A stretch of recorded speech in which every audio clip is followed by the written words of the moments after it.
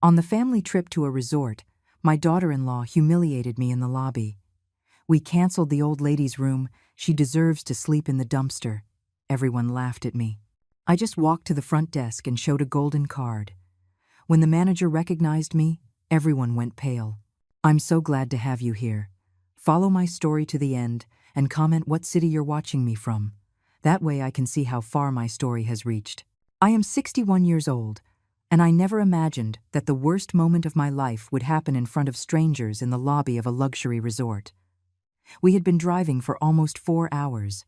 My son David was at the wheel, his wife Fiona in the passenger seat, and I was in the back with my 2 grandchildren.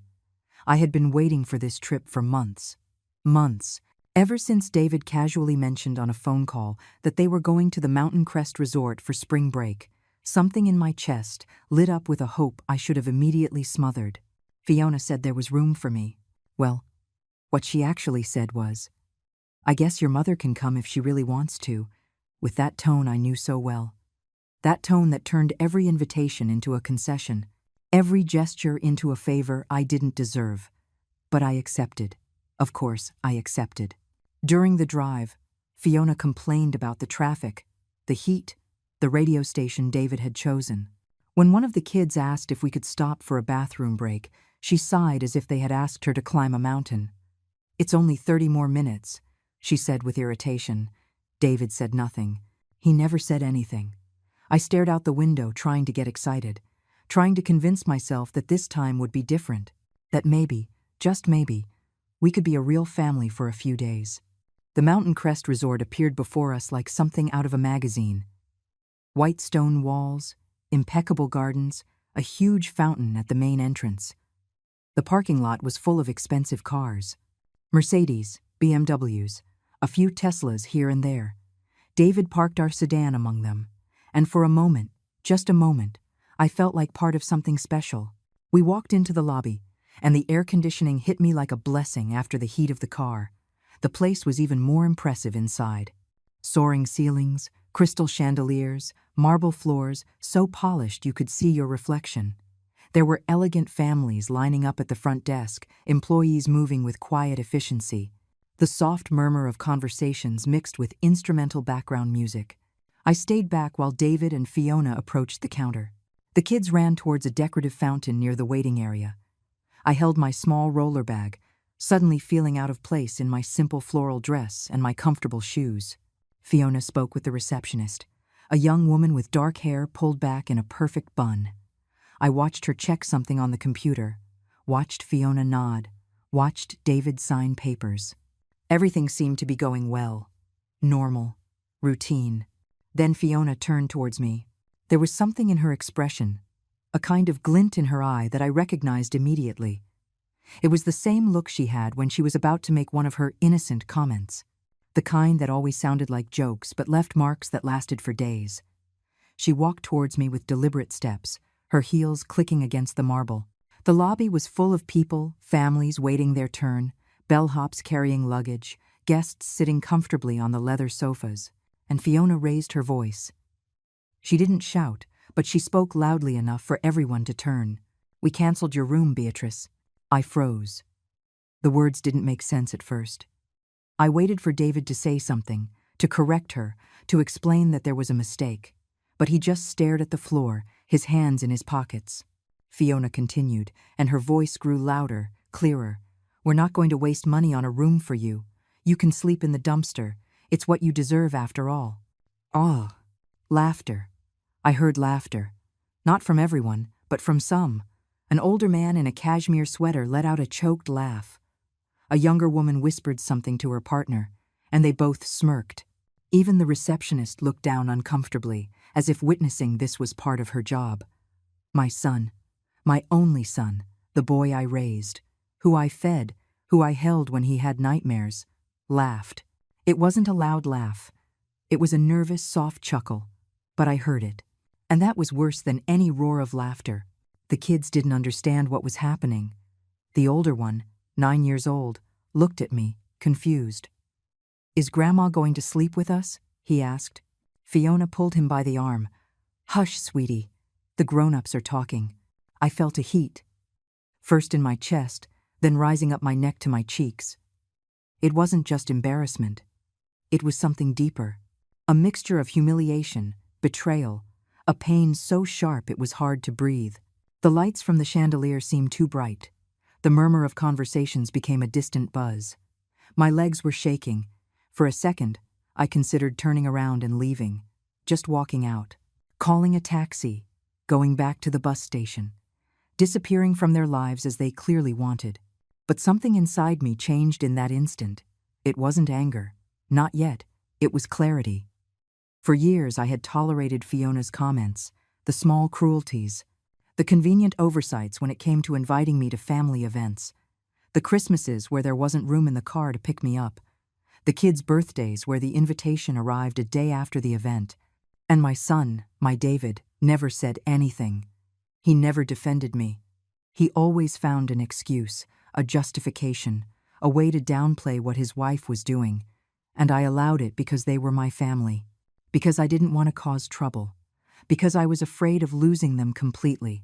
But in that moment, standing in the middle of that luxurious lobby, with strangers looking at me with pity or amusement, I realized something. I had already lost them. A long time ago. I took a deep breath. My hands stopped trembling. I adjusted the handle of my suitcase and walked towards the front desk. I didn't look at Fiona. I didn't look at David. I walked with my back straight, with firm steps, even though I felt like I was falling apart inside. The receptionist looked at me with a cautious expression. "Ma'am, can I help you?" I took a card out of my purse. It wasn't a normal credit card. It was gold, heavy, with a particular gleam under the lobby lights. I placed it on the marble counter without a word. The receptionist picked it up. Her eyes went wide. She looked at the card, then at me, then back at the card. Her fingers trembled slightly as she swiped it through the reader. "Mrs. Whitmore," she whispered. Her face went pale. "We didn't know you would be here. I apologize. We had no record of your arrival." Behind me, the silence was absolute. I could feel the stares fixed on my back. The receptionist typed quickly on her computer, her movements nervous. "One moment, please. I'm going to call the general manager immediately." And then he arrived. A man in an impeccable suit with perfectly combed gray hair walked quickly from a side office. His expression went from professional to almost reverent when his eyes landed on me. "Mrs. Whitmore," his voice resonated in the lobby. He approached with hurried steps. "We had no idea you would be gracing us with your presence. Your name is on the list of the resort's owners, but..." The world seemed to stop. Owners. I heard a choked gasp behind me. I knew who it was. The manager continued speaking, but I could barely focus on his words. Something about the presidential suite, about special arrangements, about how the staff would be at my disposal. My heart was pounding, not from nerves, but from a strange mix of relief and sadness. I turned around slowly. David was pale. Completely pale. His mouth opened and closed as if he wanted to speak, but the words were stuck in his throat. Fiona, on the other hand, had her face frozen in an expression of pure shock. Her green eyes, normally so calculating, now reflected something I had never seen in her. Fear. The kids were pulling on their father's sleeve, asking questions he couldn't answer. The people who moments before had been laughing were now watching us with an uncomfortable curiosity. Some muttered among themselves. Others just stared, waiting to see what would happen next. "Mrs. Whitmore," the manager touched my arm gently. "Would you like us to take your luggage to your suite immediately? We have champagne waiting, and the chef can prepare whatever you desire for dinner." I nodded silently. I still didn't trust my voice. "Perfect. And your companions?" He looked at David and Fiona with a neutral, professional expression, but there was something in his eyes. Recognition. He had witnessed the entire scene. "They have their own reservation," I said finally. My voice came out firmer than I expected. "They will not be traveling with me." The manager nodded. "Of course. If you need anything at all, just dial 0 from your room." He motioned to a young bellhop. "Please escort Mrs. Whitmore to the presidential suite." As the bellhop took my suitcase, David stepped forward. "Mom, we need to talk." I looked at him, really looked at him.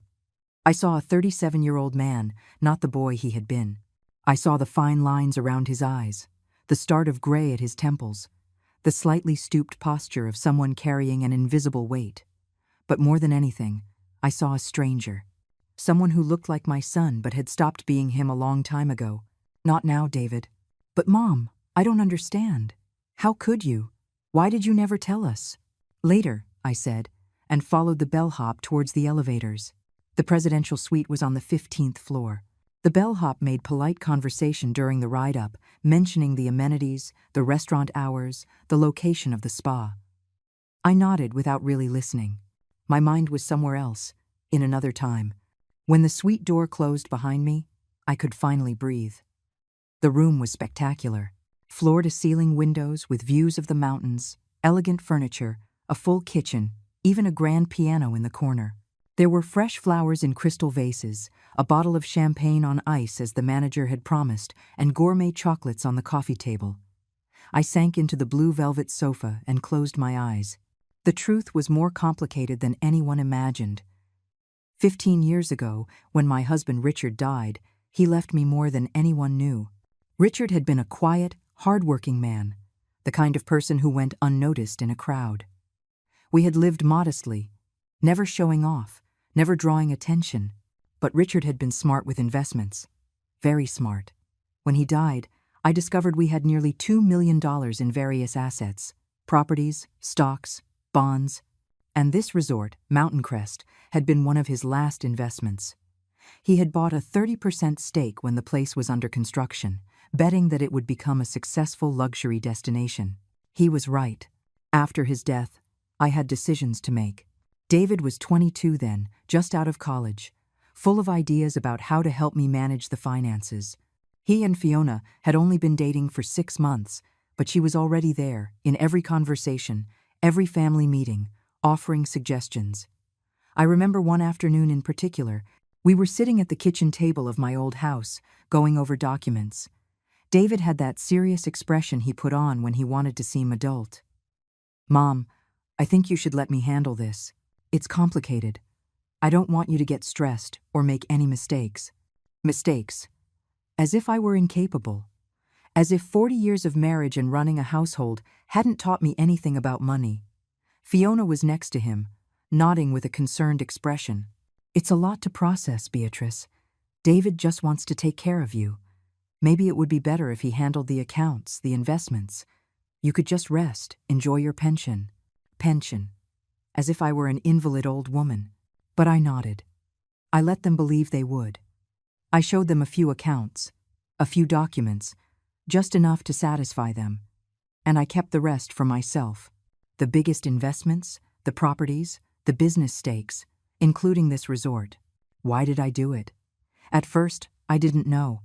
There was something in the way they spoke to me, the way they assumed my incompetence, that made me want to protect what Richard and I had built.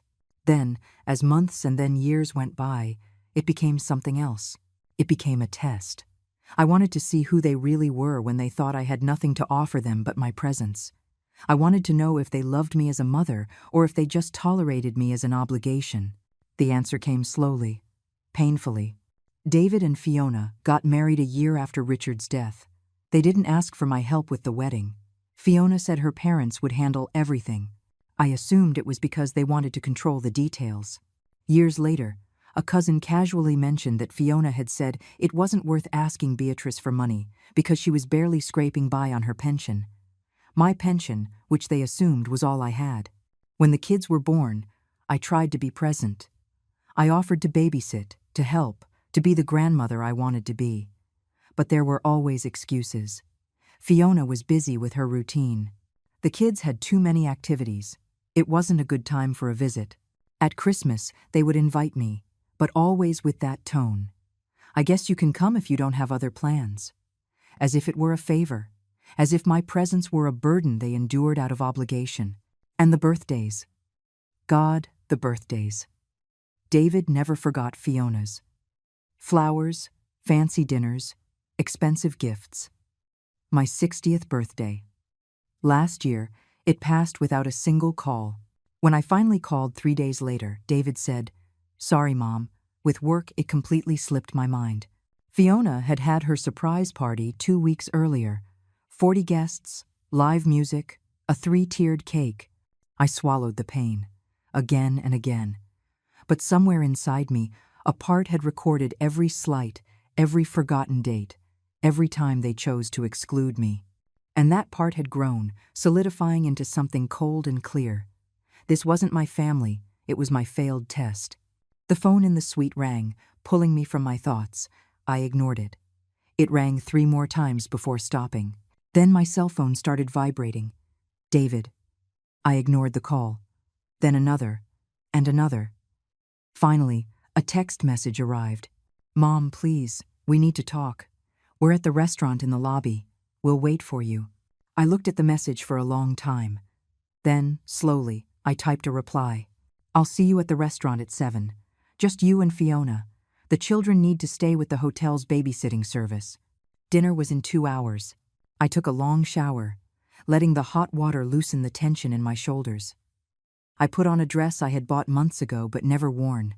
It was elegant, a deep navy blue, with a cut that fit me better than I remembered. I did my hair. I put on a little makeup. When I looked in the mirror, I saw something I hadn't seen in years. I saw a woman who wasn't apologizing for existing. I went down to the restaurant at exactly 7 o'clock. The place was beautiful, with dim lighting, candles on every table, the soft clinking of glasses and silverware.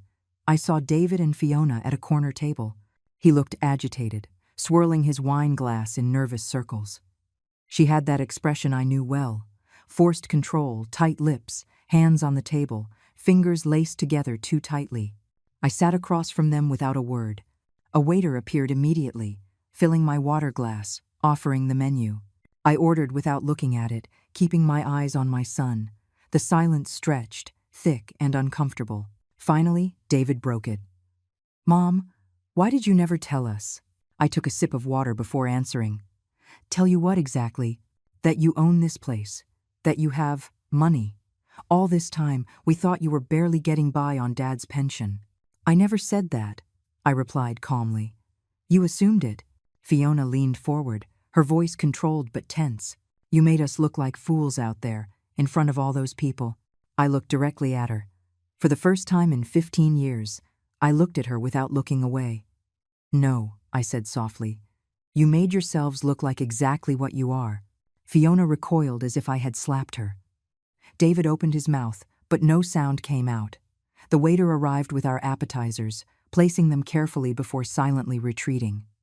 No one touched their plate. I don't understand you, David said finally, his voice trembling. If you had money, if you had all this, why did you let us think? That I was poor? I finished for him. That I was a burden? That I needed your pity? I picked up my fork, cutting a piece of salmon with precise movements, because I wanted to see something. See what? Fiona practically spat the words. I chewed slowly, savoring the food they hadn't even touched. I wanted to see if you loved me without expecting anything in return. I wanted to know if I was worth anything to you beyond what I could give you. David shook his head, confused. Mom, we've always loved you. Always. The words would have moved me years ago. Now they just sounded hollow. Really? I said softly.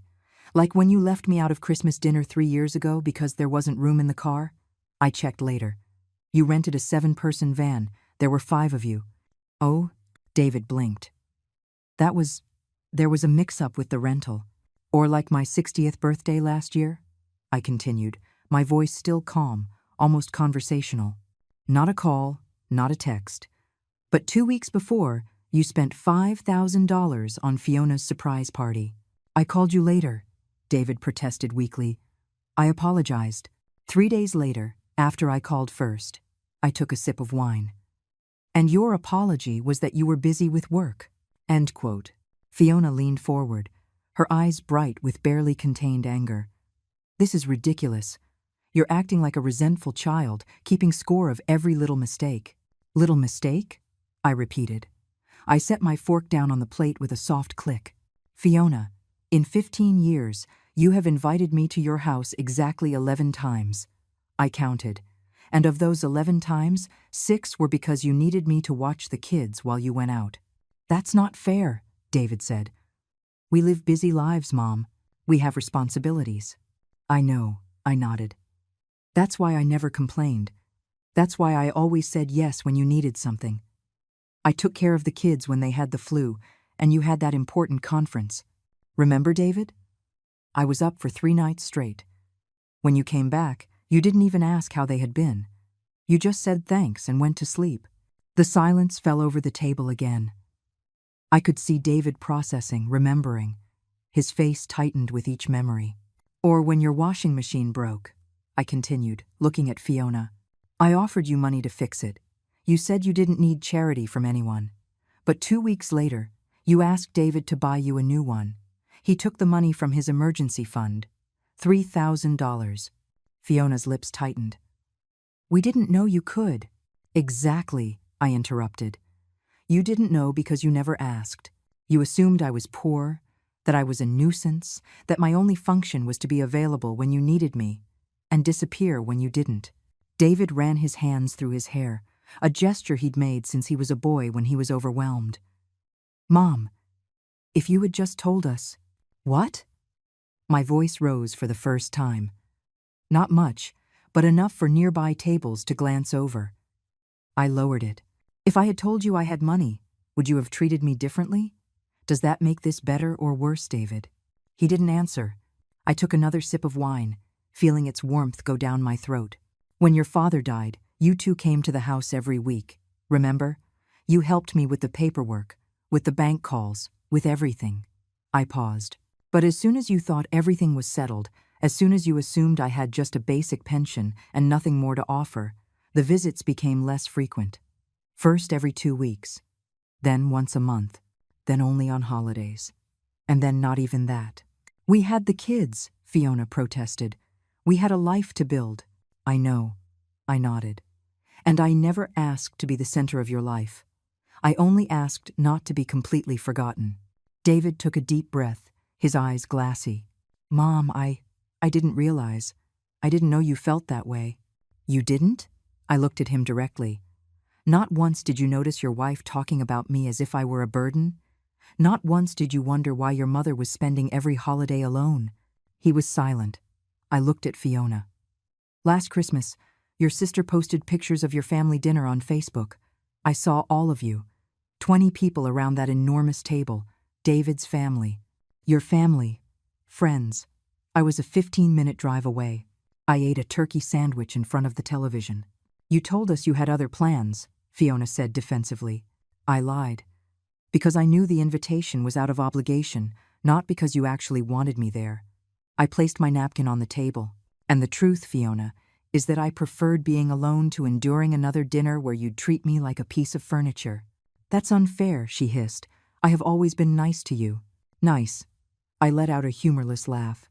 Fiona, you told your mother I was hard to please. I heard you. I was in the bathroom at your house during Thanksgiving 2 years ago. You were in the kitchen. You said I was critical, demanding, that I always found something to complain about. Fiona paled slightly. I have never complained. Not about the food, not about how you raise your children, not about anything. But you needed to paint me as the villain, to justify how you treated me. I stood up from the table. So no, it wasn't me who made you look like fools this afternoon. You did that all by yourselves. Wait. David stood up too. You can't just leave. We have to fix this. There's nothing to fix, David. You showed me who you are. For 15 years. And I finally believe you. So what? Fiona stood, her voice shrill. Are you going to punish us? Disinherit us? Was this all just to humiliate us? I looked at her with a mix of pity and exhaustion. No, Fiona, I'm not going to punish you. I don't need to. You're already living with the consequences of your choices. I'm just refusing to live with them anymore. Mom, please. David reached me, taking my arm. His touch was soft, almost pleading. Give me a chance to fix this. Just tell me what to do. I looked at him. I saw tears in his eyes. I saw genuine regret on his face. But I also saw something else. I saw a 37-year-old man who had just realized his mother had money and that he had wasted years of potential benefits. I don't want you to fix anything, I said softly, pulling my arm free. I just want you to leave me alone. I returned to my suite with a heavy heart but a clear mind. The room phone started ringing 20 minutes later. I unplugged it. My cell phone vibrated constantly with messages. I silenced them all. I poured myself a glass of wine from the minibar and went out onto the balcony. The nighttime view of the mountains was breathtaking. Twinkling lights from distant houses, stars shining in a clear sky, the cool air filling my lungs. For the first time in 15 years, I felt light. The next morning, I went down to the restaurant early. I ordered breakfast, enjoyed fresh coffee, and toast with homemade jam. I read the newspaper an employee politely brought me. It was almost normal, almost peaceful, until David showed up. He looked terrible, puffy eyes, wrinkled clothes, as if he hadn't slept. He sat across from me without asking. "I didn't sleep at all last night," he said. His voice was hoarse. "I was thinking, remembering. And you're right, Mom. About everything. I kept eating my breakfast. Fiona and I fought. Hard. She says you're overreacting, that you're being manipulative. But He ran his hands over his face. I started remembering things. Things I had ignored. Things I let slide because it was easier than confronting Fiona. I took a sip of coffee. And I realized I've been a bad son." His voice broke. "The worst son." "Yes," I said simply. "You have been." He seemed surprised by my direct honesty. "But David," I continued, setting down my cup, "I didn't come here looking for an apology. I didn't come here for you to finally see what you've done. I came because Fiona invited me. And, foolishly, I thought maybe things would be different." "They can be," he said quickly. "We can change. I can change." "Why?" I asked. "Because now you know I have money? Because you realize there might be an inheritance to lose?" "No," he protested, but there was doubt in his eyes. "Because you're my mother. I've always been your mother, David. That didn't change yesterday. What changed was your perception of what I can offer you." He was quiet, unable to deny it. I stood up from the table, leaving enough cash to cover the bill, even though I knew I didn't need to. "I'm going home tomorrow. You two can stay for the rest of the week. It's paid for. Consider it my last gift as a mother." "Last?" His voice trembled. "Mom, you can't be serious." "Completely serious." I slung my purse over my shoulder. "I don't want your money back or your empty apologies. I just want peace. And that peace doesn't include continuing to be treated like a second-class citizen in my own family." I left him sitting there, his head in his hands. But I knew it wasn't over. It's never that simple with family. I spent the rest of the morning at the resort spa. I got a massage, a facial, and sat in the sauna, letting the heat draw out years of accumulated tension. The staff treated me with a deference that would have once made me uncomfortable, but now I simply accepted it. I was an owner of this place. I had invested my money wisely when others assumed I couldn't do anything but cook and clean. I was in the relaxation lounge, wrapped in a soft robe and sipping herbal tea, when one of the spa employees approached with an uncomfortable expression. "Mrs. Whitmore, excuse the interruption. There's a rather insistent lady at the front desk asking for you. She says she's family." I sighed. "Tell her I'm not available." The employee nodded and left. I closed my eyes, trying to reclaim some of the peace I had felt moments before. But 5 minutes later, my cell phone started ringing. It was a local number I didn't recognize. I answered out of pure curiosity. "Hello? Beatrice?" It was Fiona. "Of course." "I'm in the lobby. We need to talk. Now." "I'm busy." "I don't care what you're busy with. Come down immediately, or I'm coming up myself." Something in her tone, that air of authority she had always used with me, sparked something inside me. "If you try to come up to my suite, I will call security." Silence on the other end. Then, in a more controlled but still tense voice, "Please, just 5 minutes." I considered hanging up. But there was something different in her voice. This wasn't the bossy, confident Fiona I knew. There was a hint of desperation. "The sitting area next to the lobby. 5 minutes. Not one more." Handcrete. I dressed without rushing, taking my time. If Fiona was going to demand my presence, she could wait. I went down 15 minutes later. I found her sitting rigidly on one of the leather sofas, her hands clasped in her lap. When she saw me, she stood up immediately. She wasn't wearing her usual perfect makeup. Her eyes were red. Her hair wasn't so impeccably styled. She looked human, vulnerable. I sat across from her without a word. "You're destroying my marriage," she said abruptly. I raised an eyebrow. "I'm not doing anything. Your marriage is destroying itself." David didn't sleep last night. He was up, looking at old photos, reading old messages. He's realized. She bit her lip. He's realized things. That you manipulated him into pushing me away. That you built a narrative where I was the problem mother-in-law to justify your cruelty. I kept my voice neutral. "Yes, I imagine realizing that must be uncomfortable." And 12. "It wasn't like that," she protested, but without conviction. "I just wanted us to be our own family without interference." Interference. I repeated the word slowly. "Fiona, in 15 years I've seen you maybe 30 times. If that's interference, I don't know what absence is." She wrung her hands. "You're right, I know. I've been horrible to you.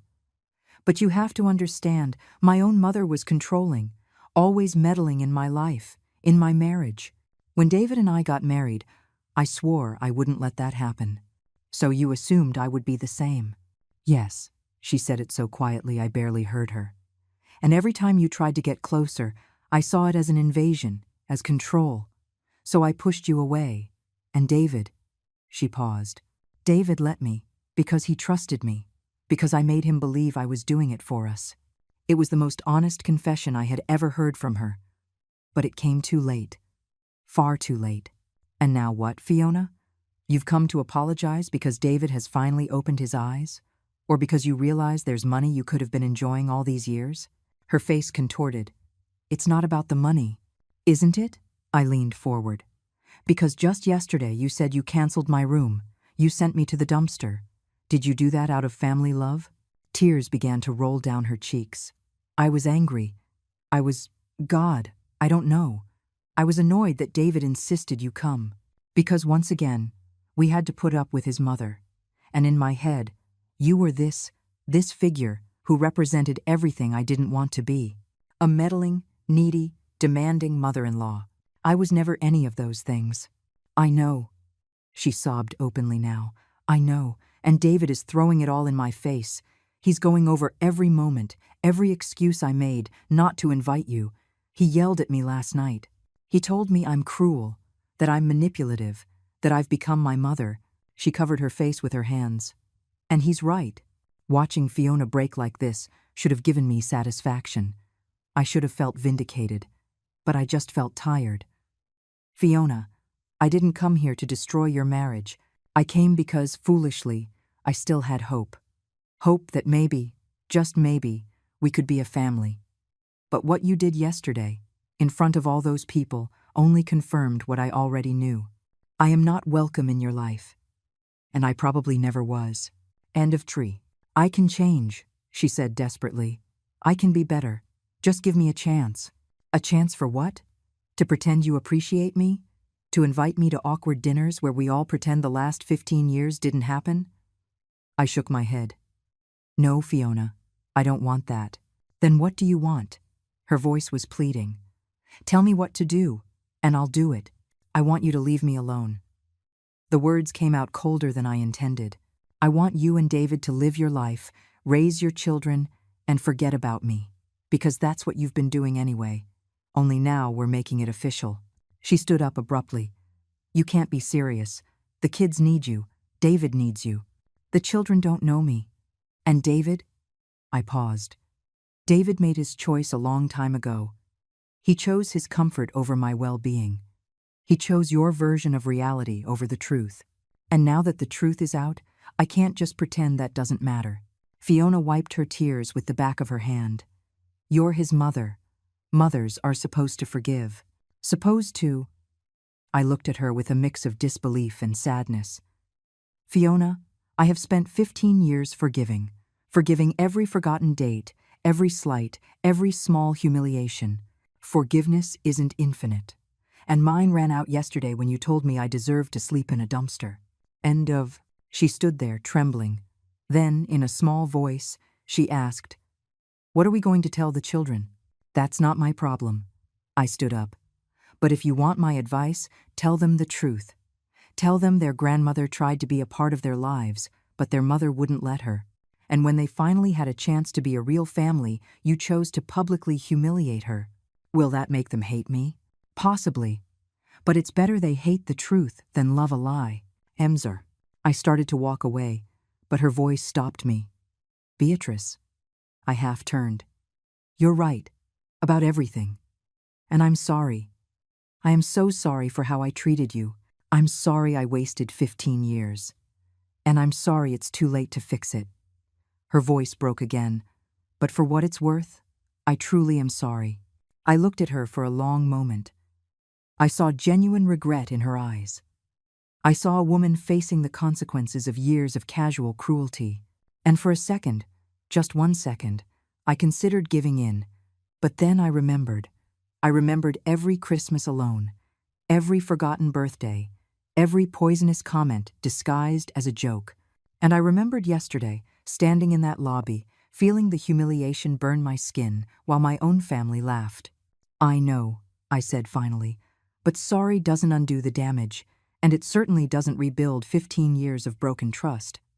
I left her there, crying on that leather sofa, and went up to my suite. That afternoon, I called the resort's general manager. Robert, I need to make some changes to my stake here. We met in his office, an elegant room overlooking the gardens. I explained my situation, or at least enough for him to understand. He was discreet, professional, but I saw understanding in his eyes. Mrs. Whitmore, are you sure? This has been a very successful investment for you. I know, but I need a change. I need to separate myself from anything that ties me to this area, to this life. I signed the papers he had prepared, sell my stake, find another investor, use the money to establish a trust for my grandchildren, accessible only when they turn 25. But neither David nor Fiona will have access to it. Robert nodded, taking notes. And your suite? Your privileges? They will end tomorrow when I check out. I won't be coming back here. I understand. He paused. If you'll permit me to say so, ma'am, I'm sorry for what happened in the lobby. The staff is appalled at how you were treated. It's not your fault, or the staff's. I stood up. Sometimes family is the most dangerous place to be. I returned to my suite and started packing. I didn't have much. I'd never been one to accumulate things. As I folded my clothes, my cell phone rang. It was David. I hesitated, but finally answered. Yes? Mom. His voice sounded broken. Fiona told me what you two talked about. Please, don't do this. Don't abandon us. I'm not abandoning you, David. You abandoned me years ago. I'm just officially acknowledging what was already a reality. That's not fair. I was an idiot. I admit it. But I'm your son. Your only son. I know. I closed my suitcase. And you will always be my son. But that doesn't mean I have to endure how you treat me. Love isn't enough when it comes wrapped in contempt. Give me a chance to show you I can change. Please. I sat on the bed, holding the phone to my ear. David, do you know how many times in these 15 years I waited for you to change? I waited for you to wake up one day and see what Fiona was doing to me. I waited for you to defend your mother, for you to choose to stand up for me even if it was uncomfortable. I paused. But you never did. Not once. I was blind. She manipulated me. No, David, don't blame it all on her. You saw what you wanted to see. You heard what you wanted to hear. Because it was easier to believe I was the problem than to face the fact that your wife was cruel. Silence on the other end. Then, in a barely audible voice, what do I do now? Live your life. Be better to your children than you were to me. And someday, when you're ready to be honest with yourself about all of this, maybe we can talk. When will that be? I don't know. Maybe never. I took a deep breath. But for now, I need distance. I need to heal. And I can't do that if I'm still waiting for you to change. I hung up before he could answer. That night, standing on my suite's balcony for the last time, I looked at the mountains under the moonlight. I felt a strange mix of relief and sadness. I had waited so long for them to see me, to value me. And when they finally did, it was only because they discovered I had something they wanted.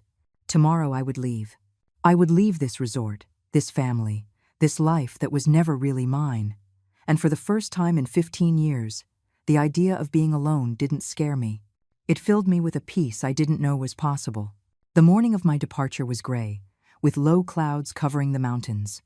There was something fitting about it, as if the weather reflected the mood of the last few days. I finished packing early, leaving the suite immaculate, as if I'd never been there. I was in the lobby checking out when I saw him. David was sitting on one of the sofas near the entrance, looking as if he'd slept there. His clothes were the same as the day before, wrinkled and messy. He had deep circles under his eyes, and his hair was unkempt. When our eyes met, he stood up immediately. "Mom, wait." Robert, the manager who was processing my checkout, gave me a questioning look. I nodded slightly. He understood and discreetly stepped away. David approached, but kept a certain distance, as if he feared I might vanish if he got too close. "I know you said you needed space. I know, but I can't let you go like this." "I can't." "David, no, please, just let me talk." He ran his hands over his face. "I was up all night, not just thinking, but remembering, really remembering." He took a shaky breath. "And you're right, Mom, about absolutely everything." A group of guests walked past us on their way to the restaurant. David lowered his voice, though the desperation in it was still clear. "I remembered that Christmas, when Fiona said there was no room in the car. I didn't question it. I just took her word for it because it was easier than confronting her." His eyes filled with tears. "And your birthday? God, your 60th birthday. Fiona reminded me that morning. She said, 'It's your mom's birthday today.' And I said, 'I'll call her later.' But I didn't. I went to work. I got tied up in meetings. And when I got home, Fiona was planning her surprise party. And I forgot." "I know, David." "No, you don't know everything." His voice cracked.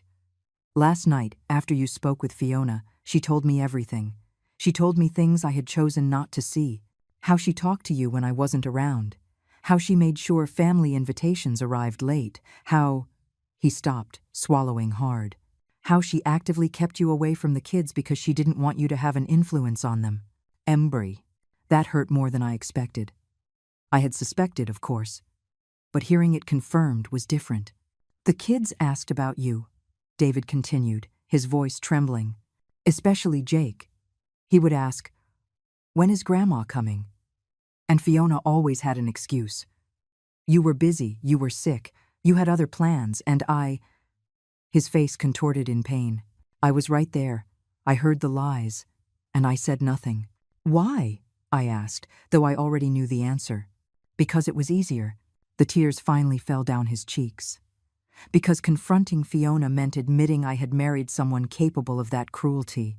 It meant admitting that I had failed you, and it was so much easier to believe her version.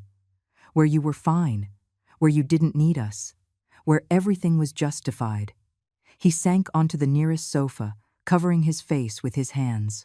I remained standing, my suitcase by my side, watching my son fall apart.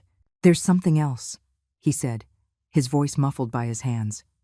"Something I never told you." I waited. He lowered his hands slowly. His eyes were red, swollen. "When Dad died, before we started going through the paperwork, Fiona said something to me. She said I was the man of the family now, that I had to take care of you because you couldn't do it alone.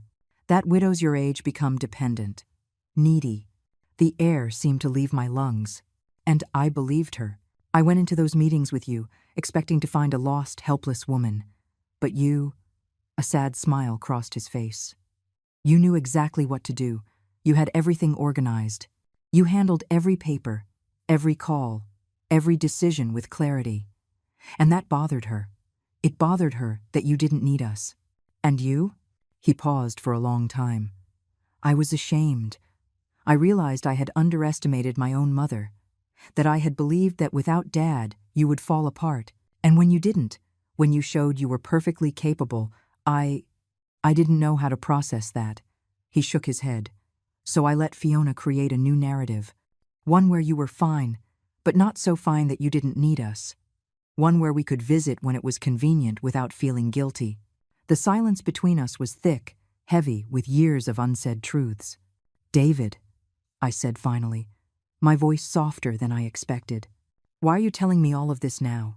Because I need you to know that I know exactly what I did. I can't hide behind I didn't realize anymore. I chose.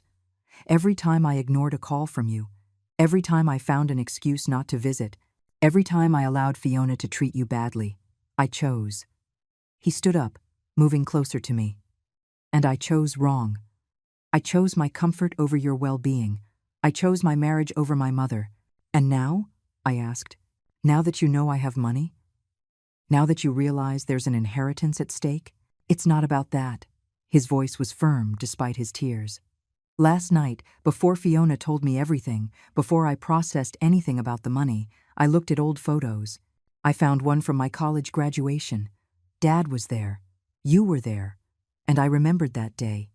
I remembered how proud you looked, how you hugged me and told me I'd accomplished something incredible." He wiped the tears with the back of his hand. "And then I looked at more recent photos. Jake's elementary school graduation last year. Fiona was there. Her parents were there. My in-laws. But you weren't. And I realized we hadn't even invited you. We hadn't even thought of you." He looked at me, his eyes pleading. "David, I let my son grow up without knowing his grandmother. I let Fiona turn my children into strangers to you. And it wasn't because of money I didn't know you had. It was because it was easier to keep you at a distance than to deal with the discomfort of including you. I wanted to comfort him. Part of me, the part that had been a mother for 37 years, wanted to hug him and tell him everything would be okay. But another part, the part that had suffered in silence for 15 years, held firm. "I appreciate your honesty," I said calmly. "I really do. But David, acknowledging your mistakes doesn't erase them." "I know." He nodded frantically. "I know, but it has to be a start. There has to be a way to fix this." "Fix it for what? For whom?" I looked him straight in the eye. "So you can feel better about your choices? So you can tell yourself you tried? So I can be a part of my kids' lives? So I can be your mother again?" "I never stopped being your mother, David. It was you who stopped being my son." The words came out harsher than I intended, but they were true. I saw them hit him, saw his face contract in pain. "Then tell me what to do," he begged. "Tell me how to fix 15 years of mistakes. Tell me how to get you back." "You can't." The words were simple, final. "There's no reset button for this, David. There's no series of apologies or gestures that will turn back time." "So what? You're just giving up on me? Writing me off like I wrote you off?" The accusation in his voice surprised me. "I'm not writing you off. I'm setting you free. Both of us. I don't want to be set free. I want my mother." "Do you?" I asked gently. "Or do you want the idea of a mother? The woman who forgives everything, who is available when you need her, who disappears when you don't?" "Because that woman doesn't exist anymore, David. She died yesterday in that lobby when your wife humiliated me and you laughed. I didn't laugh because it was funny. I laughed because I was nervous. Because I didn't know what to do. You could have defended me. You could have stopped Fiona before things went that far. You could have done 1,000 different things. But you chose to laugh." I picked up my suitcase. And that laugh told me everything I needed to know. David blocked my path, desperate. "Please, Mom, not like this. Don't end it like this." "I'm not ending anything. You ended this years ago. I'm just officially acknowledging it. The kids need you. The kids have parents. They have grandparents on Fiona's side. They'll be fine." Prouding. "And me?" His voice broke completely. "Will I be okay?" I looked at him. This man who had been my baby, my little boy, my son. I saw the genuine pain in his eyes. I saw the regret. But I also saw years of damage that couldn't be erased with tears. "I don't know, David," I said honestly. "But that's not my responsibility anymore." I moved to step past him, but his voice stopped me one last time. "Is there anything I can do? Anything?" I half turned. "Yes, be better. Not with me. It's too late for that. But be better with your children. Teach them that people are not disposable. That family isn't just a word. And when they grow up and ask about their grandmother, tell them the truth. Tell them they had one, but you lost her."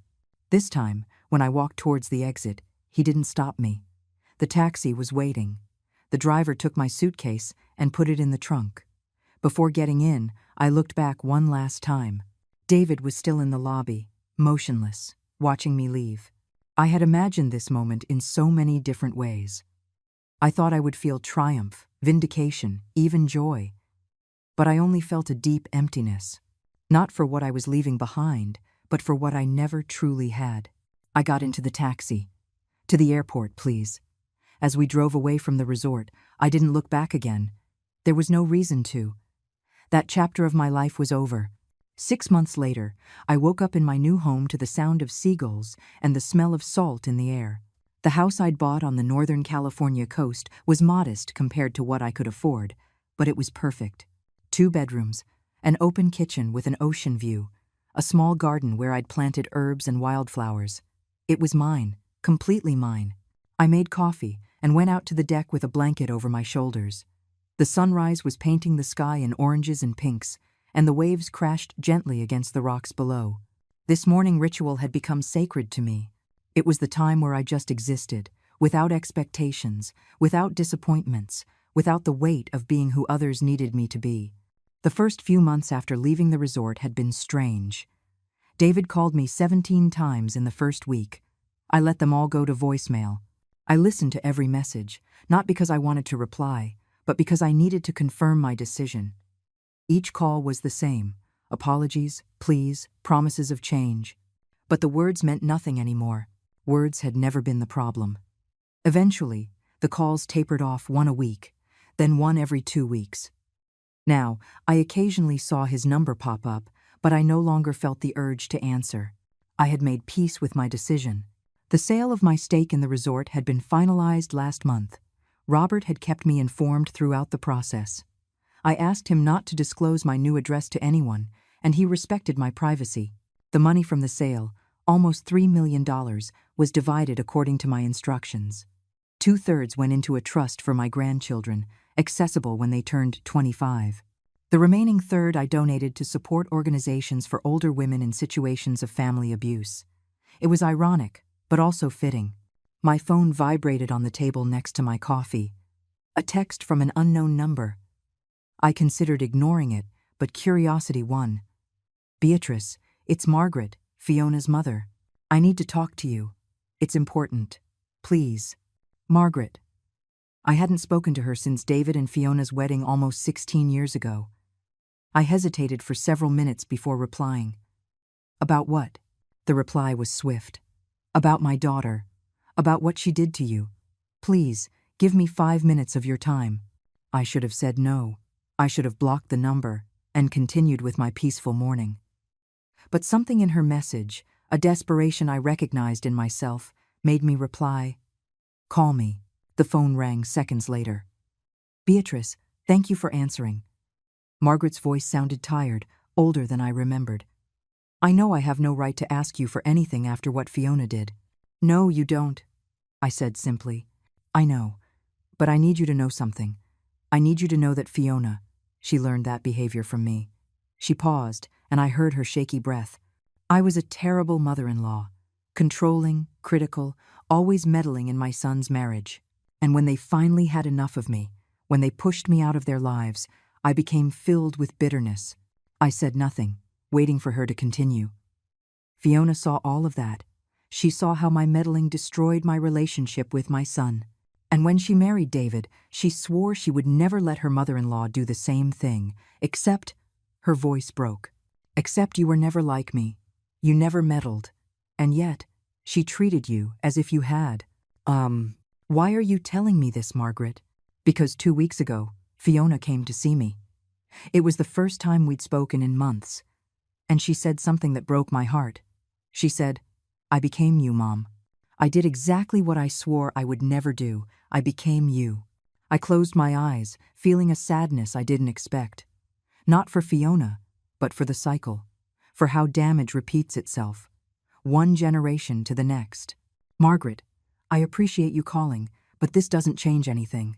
"I know." Her voice was barely a whisper. "I'm not calling to ask you to forgive Fiona. I'm calling because I need someone to know that I'm sorry. I planted the seeds of her behavior. And you paid the price. Not just me, I said softly. David did too. The children did. And Fiona herself. Yes. There was a long silence. Is there anything I can do? Anything at all? Yes. I surprised myself by answering. Break the cycle with your other grandchildren. If Fiona lets you near them, be different. Be the grandmother I was never allowed to be. I heard a sob on the other end of the line. I will. I promise you. We hung up shortly after. I sat on my deck, watching the ocean, processing the conversation. Margaret was right about one thing. Fiona had learned her behavior, but she had also chosen to repeat it. And that choice? That was entirely her own. 2 weeks later, I received a package in the mail. There was no return address, but I recognized the handwriting on the address. It was from David. Inside was a small box and a letter. I opened the letter first, my hands trembling slightly. Mom, I don't expect you to answer this. I don't expect you to read past the first line. But I need you to know a few things. Fiona and I are getting a divorce. Not because of you, though I know you were the catalyst for me finally seeing the truth. We're divorcing because we built a marriage on lies and manipulation. And neither of us can live like that anymore. The kids are confused. Jake asks about you constantly. Lily is too young to understand, but she feels the absence. I've been telling them about you, not the version Fiona created, but the truth. I tell them how you took care of me when I was a boy. How you sacrificed so much for Dad and me. How you were strong when the world expected you to crumble. And I've told them how I failed you. The box contains something of Dad's. I found it among his things when I finally forced myself to go through the last boxes. It's a journal he kept. He talks a lot about you in it, about how much he admired you, about how you were his favorite person in the world. There's one entry in particular that's bookmarked. It's from the day he died. He wrote it that morning, before his heart attack. It says, "If anything happens to me, I know Beatrice will be fine. She's the strongest person I know. But I hope David sees it too. I hope he takes care of her in the way she deserves, not in the way he thinks she needs." I read it and cried for 3 days straight. Because Dad knew you, he saw you, and I never did. I'm not sending this to get your forgiveness. I'm sending it because you deserve to know that Dad loved you exactly as you were, and that I, eventually, learned to see what he always saw. Be happy, Mom. Be everything you were never able to be when you were trying to be a part of our family. With love and eternal regret, David. I held the letter with trembling hands. Silent tears rolled down my cheeks as I opened the box. Inside was Richard's journal, worn leather, with page markers sticking out. I opened it to the page David had indicated. Richard's handwriting, familiar and missed, filled the page. I read his words about me, about our life together, about his faith in my strength, and at the end, that line about David, that hope that was never fulfilled. I closed the journal and held it to my chest, looking out at the ocean. Richard had known me. He had truly seen me, and in a way, that had to be enough. I put the journal on my nightstand, where I could see it every morning, but I didn't answer David's letter, not because I was angry, but because there was nothing left to say. He had done his processing, had come to his conclusions, and I was at peace with mine. The months continued to pass. Winter came, bringing storms that made the ocean roar. Spring followed, with wildflowers covering the cliffs. And slowly, I built a life that was entirely my own. I met other women in town, widows, divorcees, some who had never married. We formed a group that met on Thursdays for dinner to share stories. They weren't my blood family, but they felt more like family than the people I shared DNA with. One summer afternoon, I was in the garden when my phone rang. It was a local number I didn't recognize. "Hello? Mrs. Whitmore, this is Jennifer from the Harbor Cafe. You have a visitor asking for you. He says he's your grandson." My heart stopped. My grandson? Yes, a young boy, 9 or 10. He's with his father. They're asking if you can meet them here. Jake and David. Part of me wanted to say no. I wanted to protect the peace I had built. But another part, a smaller but insistent part, was curious. "Tell them I'll be there in 20 minutes. End of chapter. I changed into more presentable clothes, brushed my hair, took a deep breath. The cafe was only a 10-minute walk from my house, but I took a longer route, needing time to prepare.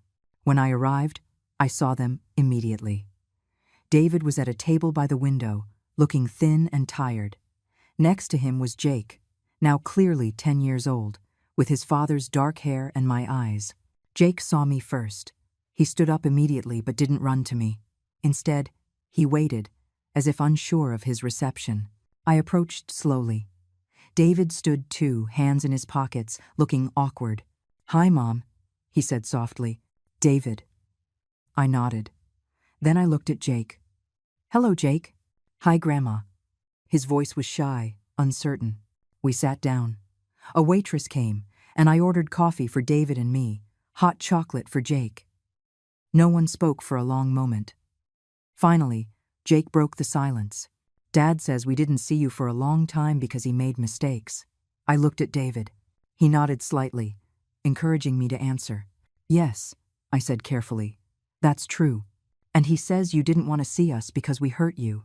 That's also true." Jake looked down at his hot chocolate. "I'm sorry. I'm sorry I didn't get to know you better." My chest tightened. "Jake, sweetie, none of this was your fault. None of it. Dad says you own hotels, and you're really smart. I was part owner of a resort. Not anymore." "Why not?" I glanced at David, then back to Jake. "Because I needed a fresh start." Jake nodded, as if he understood, though he probably didn't. He drank his hot chocolate in silence. David finally spoke. "I didn't come to ask for anything, Mom. I came because Jake deserves to know his grandmother, and because—" He paused, choosing his words carefully. "Because I wanted you to see that I'm trying to be better, trying to teach Jake what I didn't learn until it was too late." "How did you find me?" "Robert." I begged him. I told him it wasn't for me. It was for Jake. He eventually gave me the name of the town. The rest was easy. It's a small town. I should have been angry with Robert for giving away my location, but I wasn't. "What do you want, David?" "Nothing." His voice was firm. "I don't want your forgiveness. I don't want your money. I just want Jake to have the chance to know you, if you're willing. It doesn't have to be much. Once a month or every other month. Whatever you can give." "Oh." I looked at Jake. The boy was watching me with cautious hope in his eyes. It wasn't his fault. It never had been. "Jake," I said softly, "would you like to come to my house sometime? I live right near the ocean. You could come over and we could walk on the beach." His face lit up. "Really?" I looked at David. "Once a month. You drop him off and you pick him up. You don't come in my house. We don't make family small talk. You just bring Jake." David nodded, his eyes shining. "Thank you, Mom." "Don't do it for you," I said firmly. "I'm doing it for him." And it was true. Jake deserved to know his grandmother. His grandmother deserved to have that connection, and I deserved the chance to be a grandmother on my own terms. The visit started the next month. David would bring Jake and leave him for 3 hours. Sometimes we walked on the beach, collecting shells. Other times, we baked cookies in my little kitchen. Slowly, Jake began to open up, to talk about school, his friends, his fears about his parents' divorce. He didn't talk about Fiona, and I didn't ask. It wasn't my place. David kept his word. He dropped Jake off and came back at the exact time. He didn't try to come in. He didn't push for deep conversations. Sometimes I would see him waiting in his car, and I would wonder what he was thinking. But it wasn't my concern. 6 months after that first visit, Jake and I were sitting on my deck, eating sandwiches, when he said, "Dad says you're the strongest person he knows." "Does he?" "Yeah. He says you were strong, even when nobody noticed. He says that's what being strong really means." I felt a lump in my throat. "Your dad is wiser than he used to be. He says he wishes he was like that sooner." Jake looked at me with serious eyes. "He says he lost you because of his own fault, and that it's the biggest mistake of his life." I didn't know what to say to that. Jake continued. "But he also says the best thing he can do now is make sure I don't make the same mistakes, that I know how to value people while they're still here." I looked out at the ocean, blinking back tears. Your dad is right about that. That evening, after David picked Jake up, I sat on my deck with a glass of wine. My phone was on the table beside me, and for the first time in nearly a year, I considered calling David. Not to forgive him, not to rebuild what was broken, but to tell him that I saw him trying, that I saw his efforts, even if they didn't change the past. But instead I sent a simple text. "Jake is a good kid, you're raising him well." The reply came minutes later. "Thanks, Mom, that means more than you know." I didn't reply. There was no need. The months turned into a year. Jake kept coming, and we slowly built our own relationship. It wasn't perfect, but it was real. It was honest. And it was on my terms. David never asked for more than I was willing to give. Lily, his younger daughter, was now 7, and sometimes came with Jake. She was shyer, more cautious, but sweet too. I told them stories about their grandfather Richard. I taught them how to cook recipes he loved. I showed them pictures of when David was a boy. We weren't a traditional family, but we were something, and that something was enough. One autumn afternoon, 2 years after leaving the resort, I was in my garden planting tulip bulbs when I heard footsteps on the gravel path. I looked up, expecting to see one of my friends from town. It was David, alone, without the kids. I stood up slowly, pulling off my gardening gloves. "It's not a visiting day." "I know." He stopped several feet away, respecting the space. I needed to tell you something." I waited, not inviting him closer. "Fiona got married again, to someone she met in therapy." He let out a bitter laugh. "Ironic, isn't it? But I didn't come to talk about her. I came because—" He took a deep breath. "Because I finally understood something. I understood that I don't need your forgiveness to move forward. That my job isn't to get you to forgive me, but to make sure Jake and Lily never have to ask for forgiveness for the same things." "And?" I asked, my voice neutral. "And I came to say thank you for letting Jake and Lily know you, for giving them what I threw away, and to tell you," his voice broke slightly, "to tell you that I finally understand what it means to be strong. It means knowing when to walk away. It means setting boundaries even when it hurts. It means choosing yourself when no one else will." The ocean wind blew between us, carrying the scent of salt and autumn flowers. "I lost you a long time ago," he continued, "and I spent years not accepting it. But I accept it now. You're not my mom in the way you used to be. You're Jake and Lily's grandmother. And that's more than I deserve." I said nothing. There was nothing to say. David nodded, as if he'd expected my silence. "I won't show up unannounced again. I promise. I just needed you to know that I finally get it." He turned to leave. But something in me, something small but persistent, made me speak. "David." He stopped but didn't turn around. "What you're teaching your children, about respect, about boundaries, about not taking people for granted." I paused. "Your father would be proud of that." I saw his shoulders tense, then shake slightly. He gave one sharp nod and kept walking without looking back. I stayed in my garden as the sun began to sink toward the horizon. I didn't feel triumph at my words. I didn't feel vindication. I just felt a kind of quiet closure. David would never be my son in the way he once was. That relationship died in the lobby of that resort, but he was learning to be a better father. And his children, my grandchildren, were learning lessons he learned far too late. That night, I sat on my deck with Richard's journal. I had been reading it bit by bit, savoring each entry like a precious gift. I came to a page near the end, dated just a week before his death. "Beatrice asked me today if I had any regrets. I told her no. But the truth is, I do regret one thing: not telling her more often how extraordinary she is.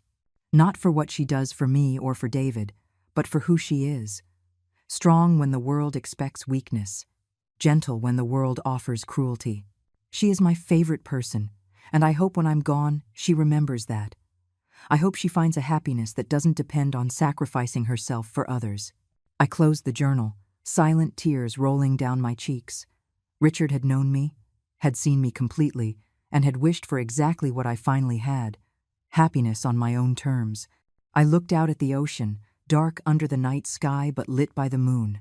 The waves kept crashing with their eternal rhythm, indifferent to human drama, to broken families, to hearts healed and hurt.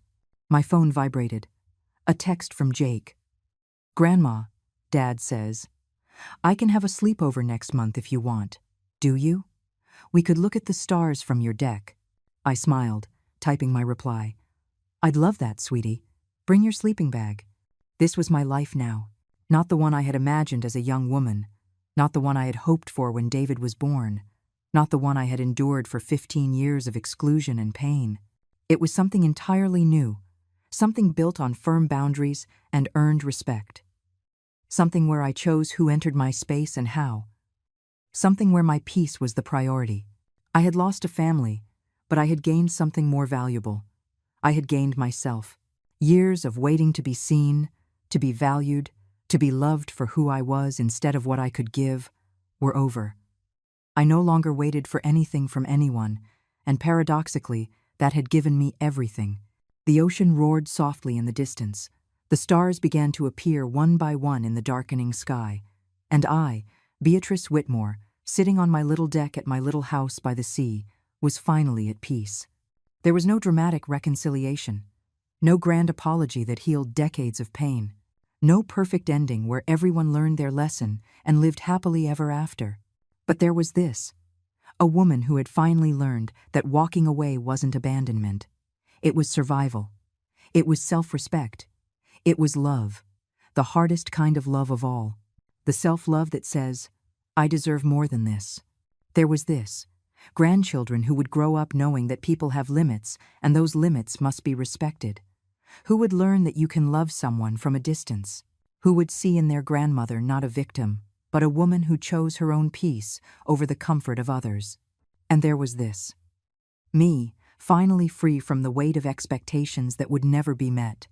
Free from the need to be needed. Free from apologizing for existing. Freedom, I discovered, doesn't always arrive with a fanfare. Sometimes it arrives quietly, in a house by the sea, on a deck under the stars. It arrives when you finally let go of what was never yours to hold. The responsibility for the happiness of others at the cost of your own. I took the last sip of my wine and looked toward the future. I didn't know what it would bring. Maybe Jake and Lily would keep visiting. Maybe the relationship with David would remain distant but respectful.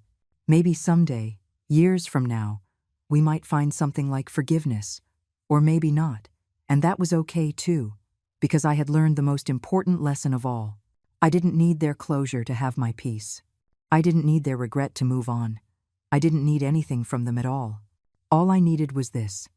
The sound of the ocean, the star-filled sky, and the absolute certainty that I had made the right choice. I had chosen myself. And that choice, that simple but revolutionary choice, had changed everything. The night deepened, and I sat for a little while longer, savoring the stillness, the solitude that no longer felt like abandonment, but like a sanctuary. Finally, when the ocean chill grew too strong, I went inside my house. I locked the door behind me, not to keep anything out, but to keep something in. My peace, my space, my life, rebuilt from the ground up. And for the first time in more years than I could count, I went to sleep without a weight on my chest, without unanswered questions, without hopes that would hurt me. Just the deep, quiet satisfaction of a woman who had finally found her way home, to her real home, to herself. It was 5:14 in the morning when I woke up. That's how it is when you get old. Sleep is like something stolen from you that you can never get back. Today is my 74th birthday. I got out of bed as quietly as I could, afraid of waking someone, even though I'm the only person in this house. My husband, Walter, has been gone for 20 years, and my son, Kevin, got married and moved out a decade ago.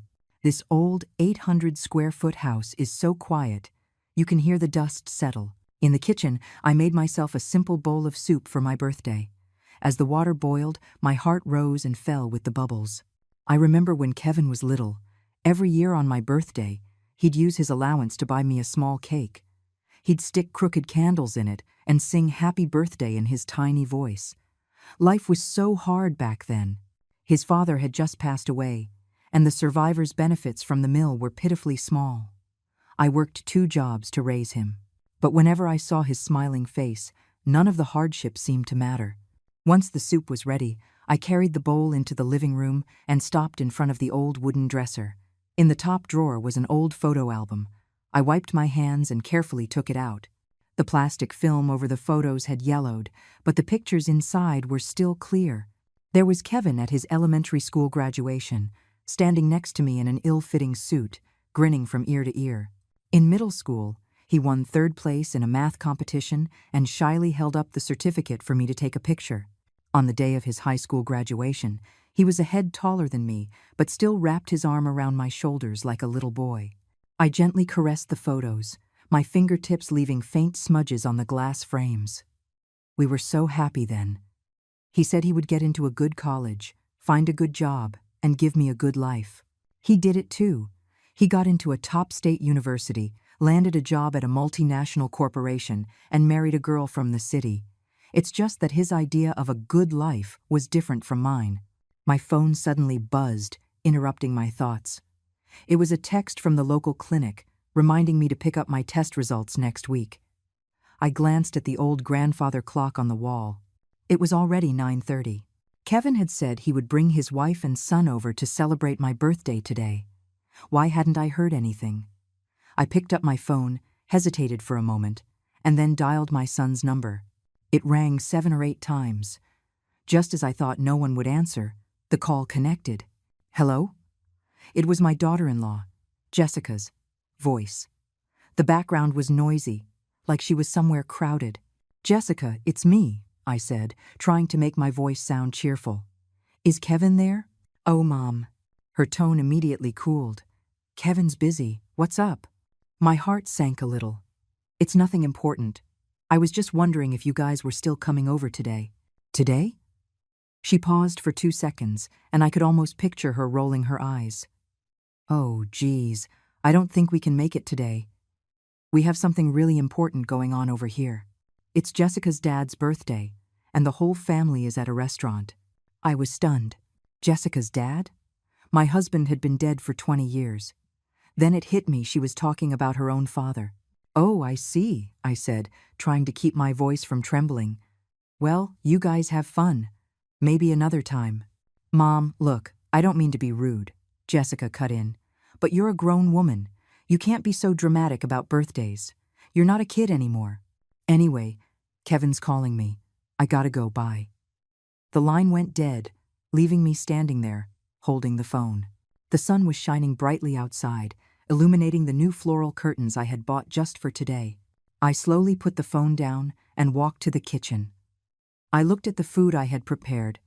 The beef stew, Kevin's favorite, the mac and cheese for my grandson, Leo. I even made the kale salad that Jessica likes. Now, all the food was cold, just like a certain part of my heart. For lunch, I ate some leftovers and put all the dishes I'd prepared into the refrigerator, one by one. In the afternoon, I sat on the balcony and knitted. It was a sweater for Leo. The last time he was here, he said he wanted a hand-knitted sweater like one of his classmates had. I was knitting it carefully, with tight, neat stitches. I was worried it wouldn't be fashionable enough, so I even went online to look up patterns that young people like these days. At 7 in the evening, my phone buzzed.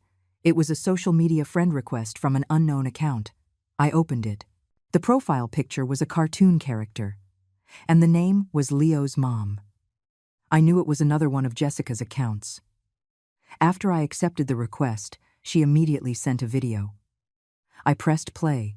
It was a luxurious private dining room in a restaurant. A large happy birthday banner hung on the wall, and beneath it was a huge framed photo of Jessica's father in a sharp new suit, his face flushed and beaming. The camera panned across the dining table, which was laden with lobster, crab legs, and all sorts of expensive seafood. Finally, the camera settled on a family portrait. Jessica's parents were seated in the middle, with Kevin and Jessica standing behind them. My grandson, Leo, was in the front, holding up a peace sign.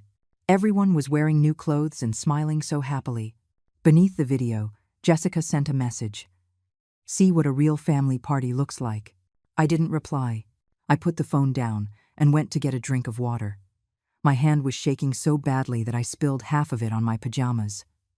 At 10:30 that night, I was already in bed when my phone rang again. This time, it was a call from Jessica. "Mom, are you asleep?" Her voice was slurred with alcohol.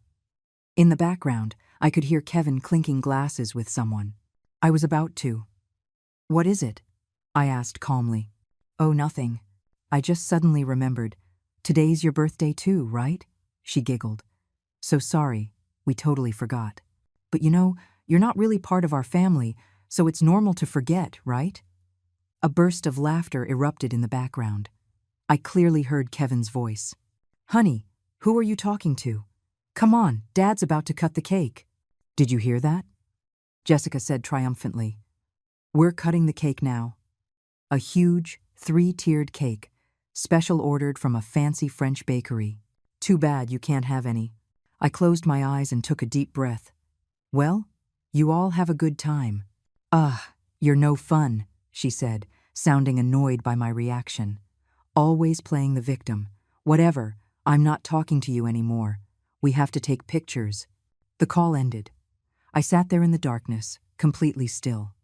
Moonlight slipped through a crack in the curtains, drawing a pale line on the floor. I slowly got up, went to the study, and turned on the desk lamp. From the back of a drawer, I took out a notebook. I opened it to the first page and wrote down today's date. Then, I wrote for a long time, recording everything. How Kevin came home less and less after he went to college. How he almost never called me on his own after he started working. How, at his wedding, Jessica wouldn't let me give a speech. How, when Leo was born, they put me in the farthest corner of the hospital room. One thing after another, like counting the wounds on my own body. When I wrote the last word, I closed the notebook and looked at the clock on the wall. It was 1:20 in the morning. At that moment, I made a decision. If you say I'm not family, then there are some things you don't deserve to have. When the early morning sun filtered through the sheer curtains, I had already been sitting at my desk for 2 hours. The notebook lay open in front of me, its pages filled with my dense handwriting.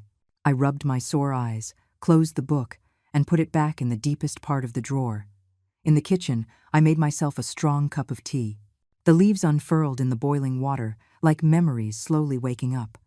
I took the mug out to the balcony and watched the elderly people doing their morning exercises below. Mrs. Martinez from the next building was doing Tai Chi with her daughter, who carefully matched every move to her mother's rhythm.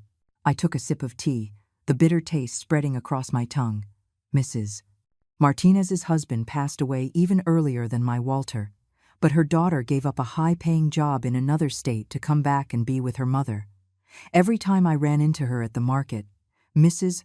Martinez would complain that her daughter wasn't ambitious, but the smile lines around her eyes couldn't hide her pride. The mug suddenly felt too hot. I set it down and went back inside. The old phone book was lying on the coffee table. I flipped to the K's, and my finger stopped on a name, Catherine Wallace. We used to be colleagues at the mill and took night classes together. Later, she passed the bar and now works at a law firm in the city. Come to think of it, we hadn't spoken in nearly 10 years.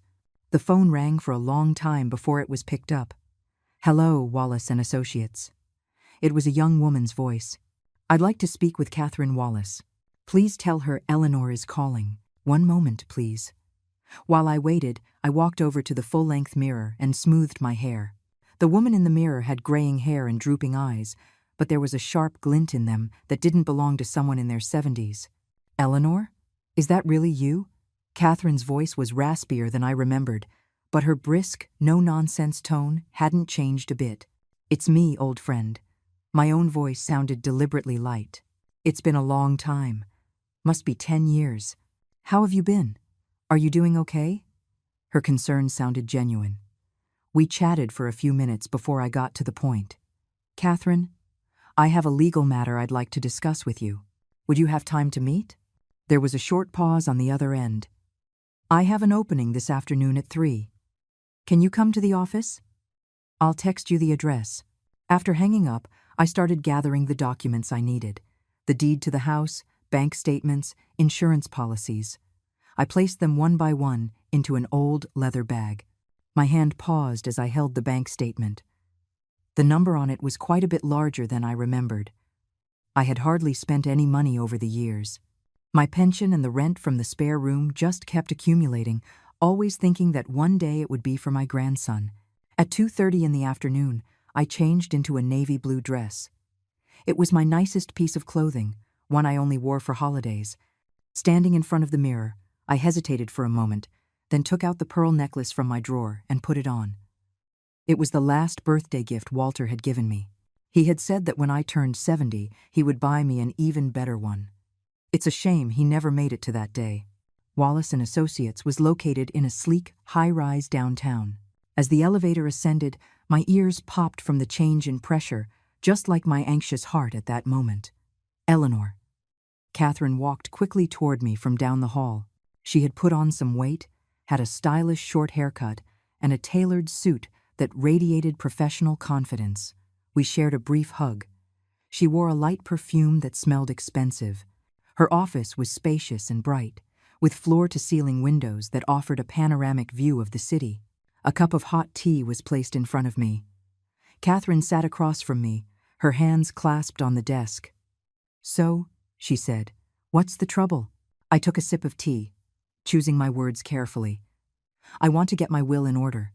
Her eyebrows raised slightly. "It's perfectly normal to be thinking about that at this age. Are there any special requests?"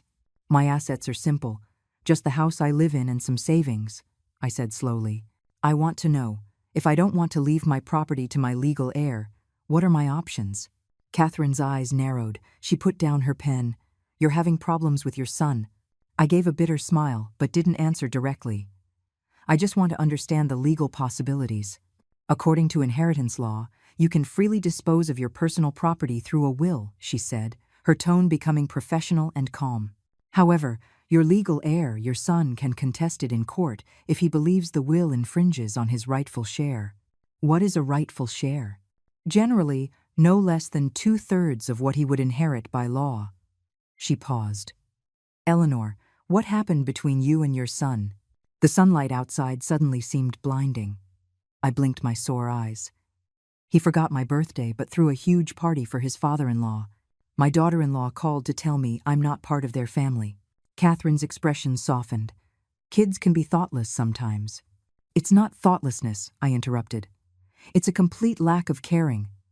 Catherine, do you have any idea how hard it was for me to raise Kevin on my own? He was only 8 when his father died. The survivor's benefits from the mill were barely enough. I worked at the mill during the day, took night classes, and washed other people's clothes on weekends just so he could eat well, dress well, and go to a good school." My voice began to tremble. I quickly took a sip of tea to steady myself. "The year he went to college, I sold my wedding ring to pay his tuition. Now he makes 6 figures a year, but he can't even remember my birthday." Catherine was silent for a long time. Finally, she sighed. "If you've really decided not to leave him your assets, you could consider donating them to a charity.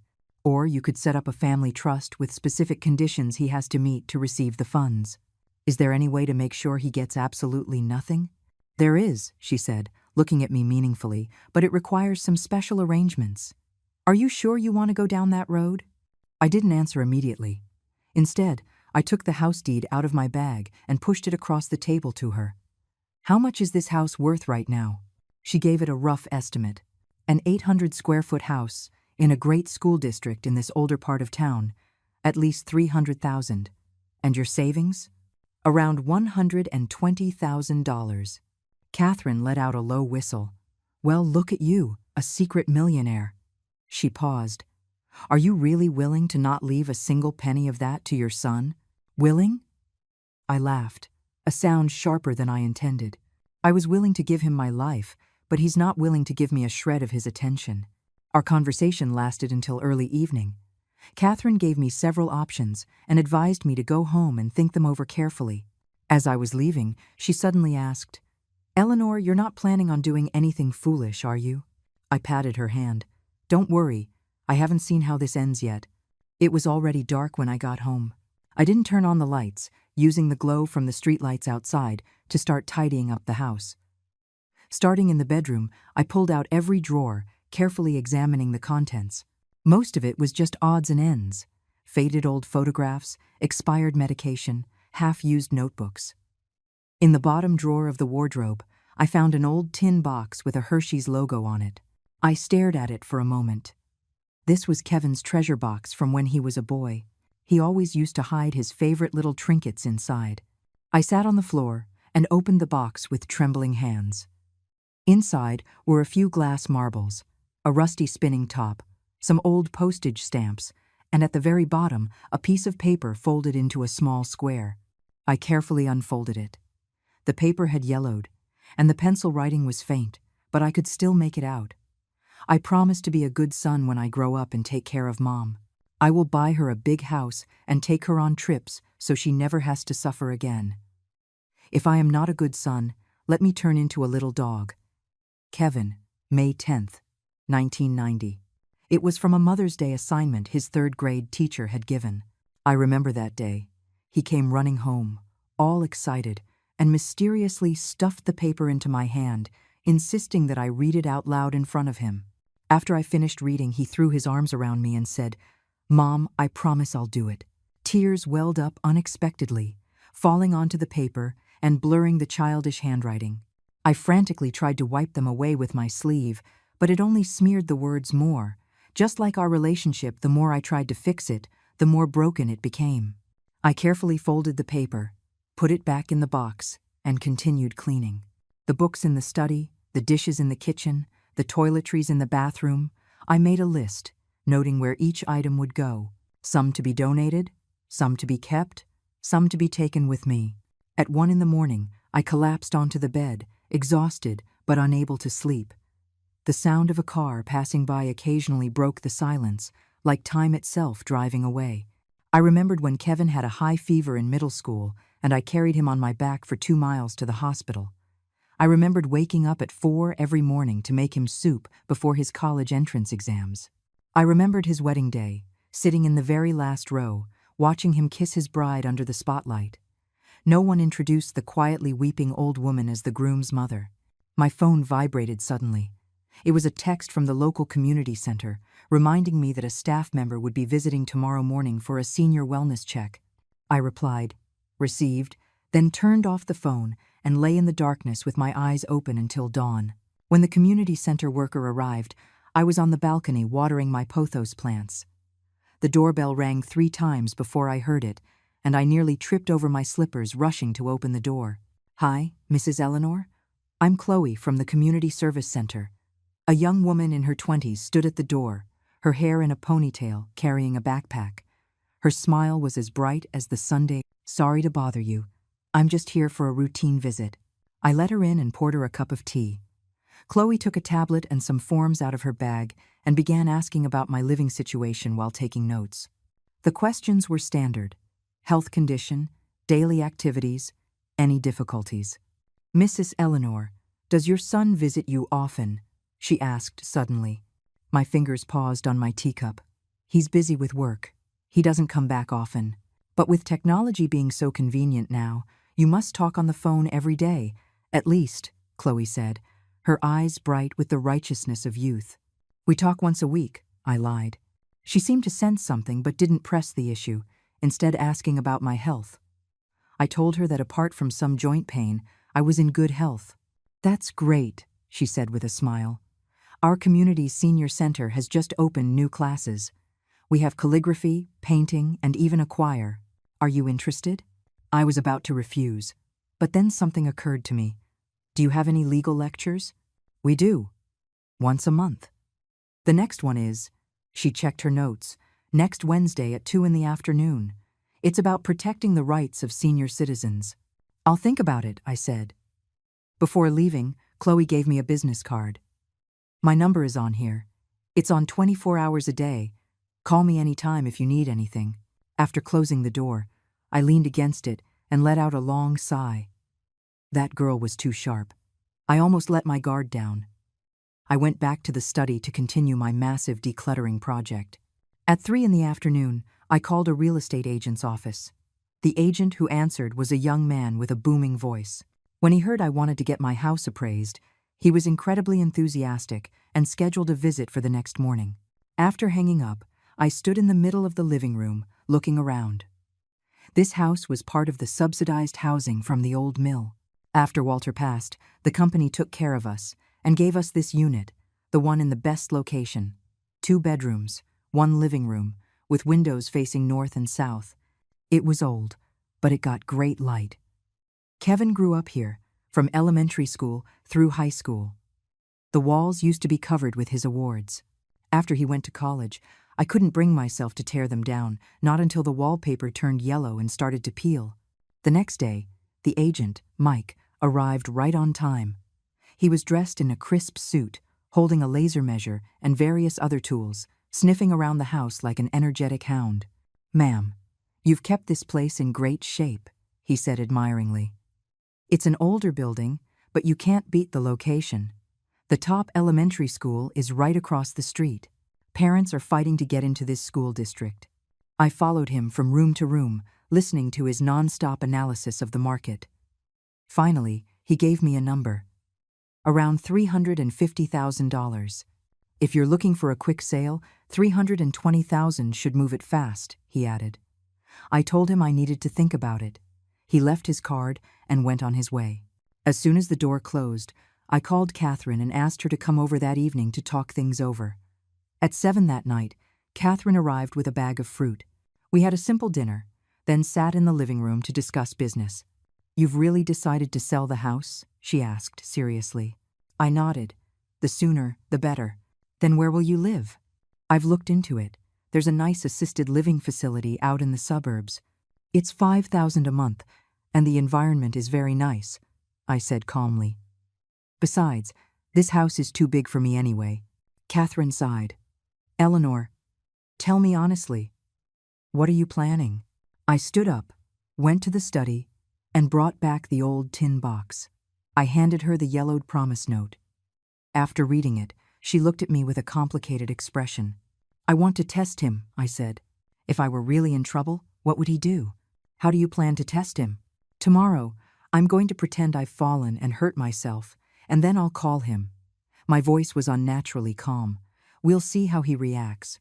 Catherine took my hand. "Don't be too hard on yourself." "There's nothing left that can hurt me more," I said with a bitter smile. The next morning at 10 o'clock, I put my plan into action. First, I moved the coffee table aside and placed a soft cushion on the floor. Then, I slowly lay down. Taking a deep breath, I dialed my son's number. "Mom?" He sounded surprised. The background was noisy, like he was at the office. "Kevin." I made my voice sound weak. I fell. It hurts so much. I don't think I can get up." "What? What happened?" he said, his voice rising. "Where did you fall? Is it serious?" "The living room. I was trying to get some water. To my leg. It really hurts." "Stay there. I'm on my way." He hung up. I lay on the cushion, staring at a crack in the ceiling. The crack looked like an upside-down tree, its branches spreading out in all directions. 20 minutes later, I heard a key in the lock. Thank goodness I hadn't changed it yet. "Mom?" Kevin rushed in, his suit impeccable but his tie crooked. When he saw me on the floor, he hurried over and knelt down. "How are you? Can you move?" "Help me up," I said, holding out my hand. He helped me to the sofa, his expression concerned but his eyes darting around. "Should we go to the hospital?" "Let me just rest for a minute," I said, rubbing my knee. "I think I just twisted it." "How could you be so careless?" He pulled out his phone and checked the time. "I have a really important meeting this afternoon." My heart sank. "You go on to work. I'll be fine." "Are you sure you don't need to go to the hospital?" he asked again, visibly relieved. "I'm sure. You go." He stood up and straightened his tie. "Okay, I'm heading out then. Call me if you need anything." He walked to the door, then turned back. "Oh, by the way, Jessica said she'd bring Leo to see you this weekend." The door closed. I sat on the sofa, motionless. The result of this test was even crueler than I had imagined. He couldn't even wait for me to pretend to feel better before he rushed to leave. I slowly walked back to the bedroom, took out my notebook, and recorded the day's results. That weekend, Jessica did indeed bring my grandson. To my surprise, Kevin came along too. They brought a bag of fruit. As soon as Leo walked in, he started whining for an iPad.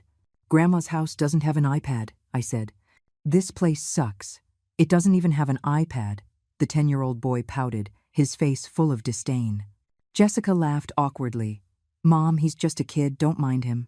I poured them tea and asked Kevin about work. He answered distractedly, his eyes glued to his phone. Jessica, meanwhile, was looking all around the room, her gaze sweeping over the furniture and appliances as if she were appraising their value. Mom, this house must be worth a lot of money now, right? She finally got to the point. I'm not sure. It's an old house, I said dismissively, but it's right across from that top elementary school. A house in this school district is a hot commodity, she said, her eyes lighting up.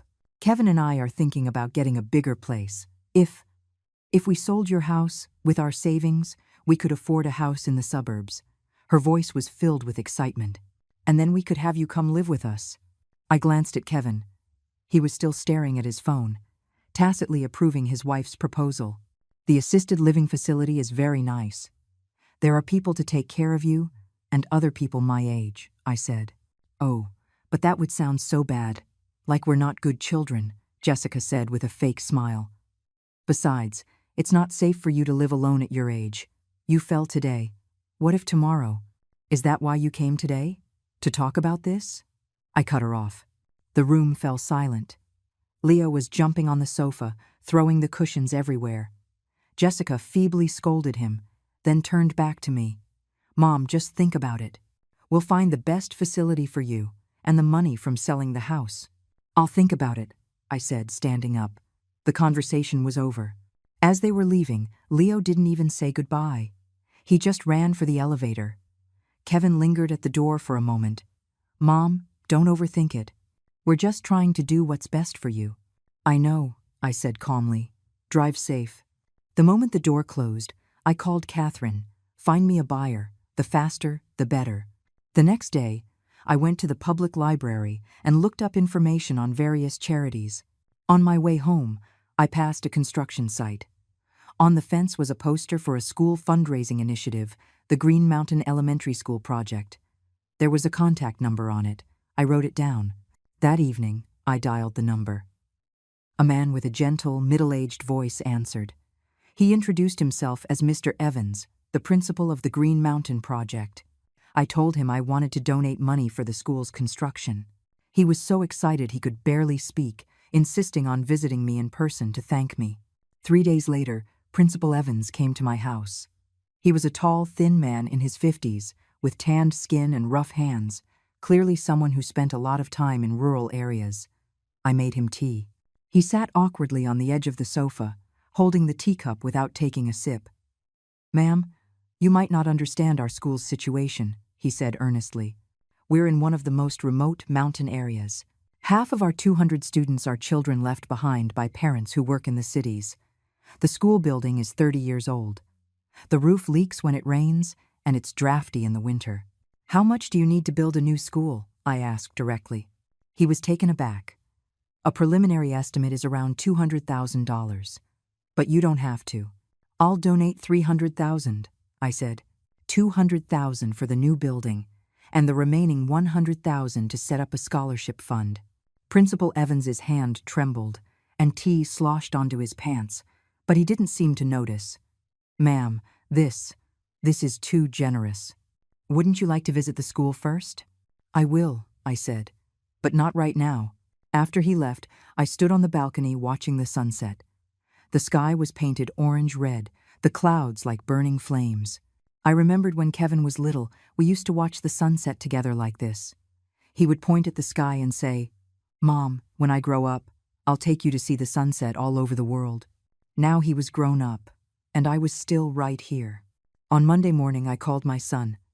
Mom, he said, his voice tinged with surprise, probably because I rarely called him. Kevin, I've been thinking, and I've decided to draw up a will. I paused deliberately. Are you free this weekend? I'd like to have a family meeting to discuss it. There was a silence of a few seconds on the other end. Why all of a sudden? Are you not feeling well? No, I just think it's time to get things in order, I said in a light tone. You, Jessica, and Leo should all come. Okay, I'll arrange it. His voice suddenly became warm. "Mom, don't worry about a thing. You're in great health. You'll live to be 100. I hung up and let out a cold laugh. The power of money was truly amazing. It could turn a son, who was indifferent to his mother, into an attentive caregiver in an instant. Over the next few days, my phone was suddenly busy. Jessica called almost every day to check on me, even offering to take me shopping for new clothes. Kevin, for the first time in ages, sent good morning texts every day and said he wanted to buy me a new smartphone. On Friday evening, the doorbell rang. I opened it to find Jessica and Leo standing there, their hands full of shopping bags. "Mom, we came to see you," she said, beaming. "Leo, say hi to Grandma." "Hi, Grandma," the boy mumbled reluctantly, his eyes fixed on the game console in his hands. I let them in. Jessica immediately got busy, arranging the takeout food she'd brought on plates and pulling a wool sweater out of a bag. "Mom, try this on. See if it fits." I played along, trying it on, and saying I liked it. She was as happy as a child.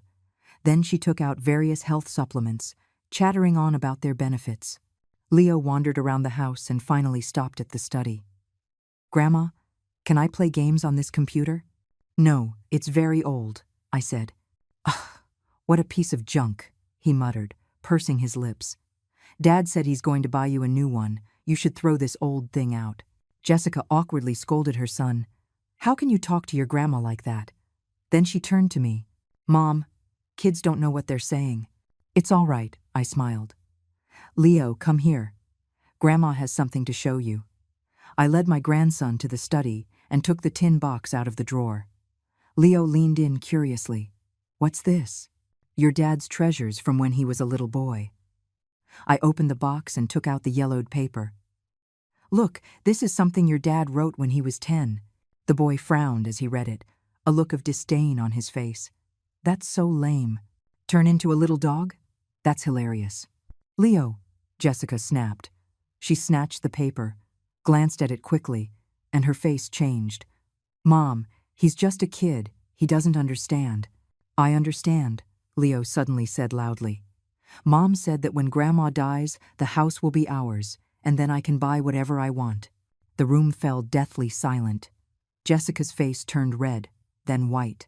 Her lips trembled, but she couldn't say a word. I looked at her calmly, slowly took the paper back from her hand, and carefully placed it back in the box. "Is dinner ready?" I asked, as if nothing had happened. Dinner was eaten in an awkward silence. Leo wolfed down his food and ran off to watch TV. Jessica kept trying to make small talk, attempting to ease the tension. As she was leaving, she suddenly offered to help me clean up the house. "No, thank you. I like to do it myself," I declined. "Mom, you're getting older. Let us younger ones do these things," she insisted, her eyes scanning the room. "Where do you keep your important documents?" "The deed, bank statements. You need to keep them safe. They're in a safe deposit box at the bank." I lied without batting an eye. She was clearly disappointed. After a few more pleasantries, she left with her son. The moment the door closed, I sent a text to Catherine. "Tomorrow morning at 9. Bring the contracts to my house." The next morning, Catherine arrived as scheduled. We carefully reviewed the donation agreement and the property transfer deed. After confirming everything was in order, I signed my name. "Are you sure you don't want to leave a little something for yourself?" Catherine asked with concern. "The assisted living facility's fees aren't cheap. I have $50,000 left in savings. That's enough for a long time," I said. "Besides, my pension is over $400 a month." She shook her head. "I still think you're being too impulsive." "Catherine, do you know what my biggest regret in life is?" I looked out the window. It was spoiling Kevin. After his father died, I poured all my love and energy into him, terrified he would suffer even a little. And what was the result? He turned into a selfish person, devoid of basic human decency. Catherine sighed and didn't try to persuade me further. In the afternoon, Chloe from the community center paid a surprise visit, saying it was a routine checkup. She brought a schedule of activities from the senior center and enthusiastically invited me to join. "Mrs. Eleanor, you don't look so well," she noted with her sharp eyes. "Have you been sleeping poorly?" "A little insomnia." "It's nothing," I said with a forced smile. Has your son been to see you lately? He's coming tomorrow, I said. A family meeting. Chloe seemed to want to say something, but in the end, she just handed me a brochure. This is our new calligraphy class. Mr. Arthur teaches it. He's a member of the State Arts Council, you know. I glanced through it, about to decline, when I saw a photograph. An elderly man with white hair was writing, his profile resolute, his gaze focused. For some reason, I was drawn to the picture. How old is this Mr. Arthur? I asked. 65. A retired teacher, Chloe said, her eyes lighting up. He writes beautifully, and he's very witty. All the old ladies in the class adore him. I smiled. I might check it out when I have time. After Chloe left, I started preparing for the next day's family meeting. I printed out a few fake asset lists, deliberately writing one less zero on the savings amount and understating the property value. Then I placed these documents, along with a fake will I had prepared long ago, in a folder and locked it in my study drawer, leaving the key in a conspicuous place. That night, I tossed and turned, unable to sleep. Moonlight filtered through the curtains, casting a silver line on the floor. I got up, went to the study, opened my computer, and began to write a long letter. It wasn't a will or an indictment, but a reflection on my life. I started from the day Walter died, wrote about Kevin's upbringing, and how I had spoiled him step by step. At dawn, I rubbed my sore neck, saved the document, encrypted it, and hid the file. Then, I took a shower, changed into clean clothes, and prepared to face the carefully orchestrated family meeting. The doorbell rang at exactly 10 in the morning. I took a deep breath, composed my expression, and went to open the door. To my surprise, besides my son's family, there was an unexpected guest, Jessica's father. The same man who had just celebrated his birthday at a 5-star hotel. Dad insisted on coming along. Jessica explained in a low voice, an awkward smile on her face. Her father swaggered in, looked around, and clicked his tongue twice. Nice place. A bit old, though. I suppressed my annoyance and invited them to sit down. As soon as he entered, Leo started clamoring to play on the computer. I pointed to the study, and he immediately dashed in. Kevin looked a little uncomfortable, his gaze shifting, while Jessica was unusually enthusiastic, busying herself with pouring tea as soon as she sat down. "So, I hear you're writing a will," Jessica's father said, getting straight to the point. "If you ask me, it's about time. At your age, you could go at any moment, and then think of all the paperwork." "Dad!" Jessica shot him a look, then turned to me. "Mom, don't mind him. My dad's just very direct." "It's fine," I said calmly. "Since everyone is here, I'll be direct too." I got up and went to the study to get the folder, deliberately leaving the drawer unlocked. When I returned, I saw Jessica's eyes following the folder in my hands, a greedy light shining in them.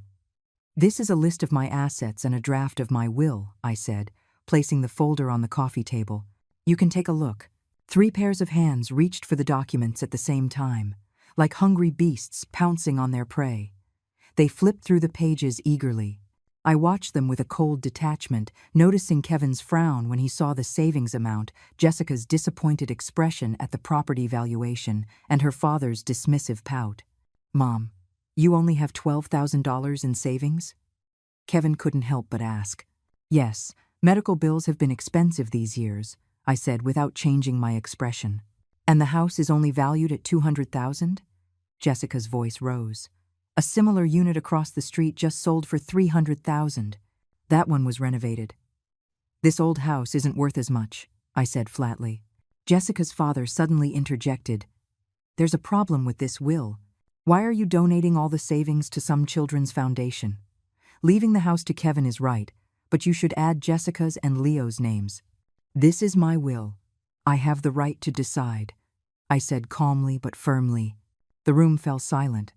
Leo ran out of the study, shouting, "Grandma's computer is so lame it can't even install any games." "Be quiet!"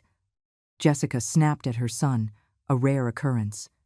She then turned to me, forcing a smile. "Mom, don't be hasty. We can discuss this further." "There's nothing to discuss." I stood up. "You've seen the documents. I'm going to the notary's office next week." Kevin suddenly grabbed my hand. "Mom, are you mad at me? I know I've been busy lately and haven't had time to see you." "Yes, Mom. Jessica chimed in. We were planning to ask you to move in with us. We've even been looking at houses, with a garden. You'd love it. I watched their clumsy performance with a cold smile in my heart. Just then, the doorbell rang. I went to open it. It was Chloe, the community worker, and behind her stood an elderly man with white hair. Mrs. Eleanor, sorry to bother you, Chloe said with a smile. Mr. Arthur heard you were interested in calligraphy and came to personally invite you to tomorrow's activity. The man from the photo, Mr. Arthur, extended his hand slightly. Ma'am, a pleasure to meet you. I'm Arthur. I was stunned for a moment, then recovered. Oh, please, come in. Although I have guests at the moment. Oh no, we won't stay. We just wanted to drop off the invitation, Chloe said, handing me an elegant card. Tomorrow morning at 9, at the community center. We hope to see you there. After they left, I returned to the living room to find the atmosphere had turned strange. Kevin and Jessica were exchanging glances, while her father looked disdainful. Mom, who was that? Kevin asked tentatively. Community workers and the calligraphy teacher, I answered briefly. Jessica suddenly laughed. Mom, don't tell me you have a new gentleman caller? That Mr. Arthur looked quite dapper. What nonsense are you talking? Her father snapped. She's in her 70s. It's embarrassing to be involved in things like that. I was shaking with anger, but I forced it down. Please leave. Mom, my dad didn't mean it like that, Jessica said, trying to smooth things over. Leave, I repeated, my voice ice cold. They reluctantly gathered their things. As he was leaving, Kevin turned back and said, Mom, the company's having some trouble. I need some money to get through it. How much? I asked directly. 50,000. No, 30,000 would be enough, he said, a glimmer of hope in his eyes. I don't have that much. You just said you have 12,000 in savings, he said eagerly. That's my retirement money. Mom, I'm your son. He suddenly raised his voice. If the company goes under, we won't even have money for Leo's private school. I looked at his distorted face and suddenly felt a wave of exhaustion. I'll give you an answer next week. They finally left. I closed the door and collapsed onto the sofa, feeling dizzy. My phone rang. It was a text from Catherine. All done. The deed has been transferred, and the donation has been wired. I replied, Thank you. Proceed as planned next week. Putting the phone down, I went out to the balcony and took a deep breath. The early summer breeze carried the scent of flowers. A few old men were playing chess in the shade of a tree below, and children were playing on the playground. It seemed like an ordinary day, but it was the beginning of a turning point in my life. The next day, I went to the community center as planned. The calligraphy class had already started. A dozen or so seniors were focused on their work.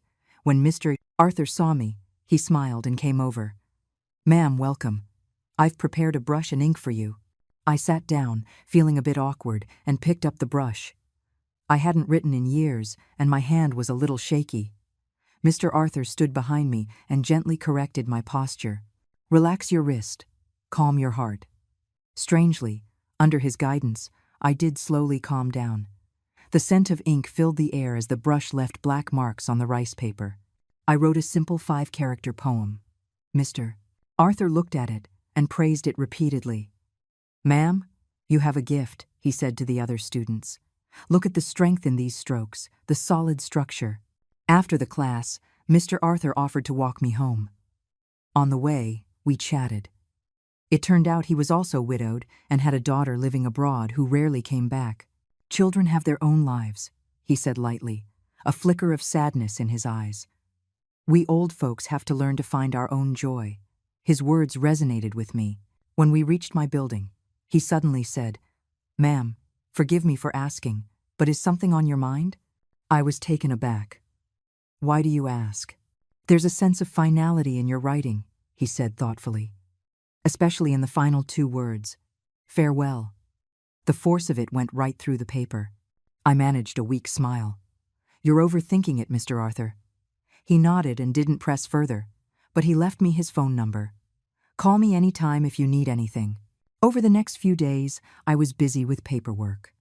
The property transfer, notarizing the donation agreement, making an appointment at the assisted living facility, everything proceeded in an orderly fashion. Catherine helped me find a remote but beautiful facility, and I prepaid for a year. On Friday evening, I received a call from Kevin. His voice was anxious. "Mom, have you thought about the money? The company really can't wait. Come to my house tomorrow morning. We'll talk," I said. After hanging up, I started packing, taking only necessary clothes and a few personal items, leaving everything else as it was. Finally, I put the long letter and a copy of my real will into an envelope, wrote "to my dear son" on it, and placed it in my desk drawer. The next morning, Arthur called unexpectedly, asking if I was coming to the calligraphy class. I declined, saying I had something to take care of at home.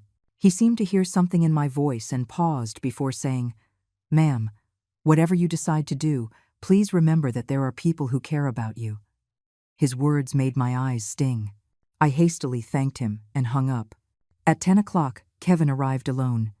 He looked haggard, his suit wrinkled, his eyes bloodshot. "Mom, the money?" he asked eagerly as soon as he walked in.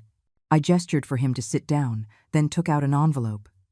"Here's 5,000. It's all I can give you."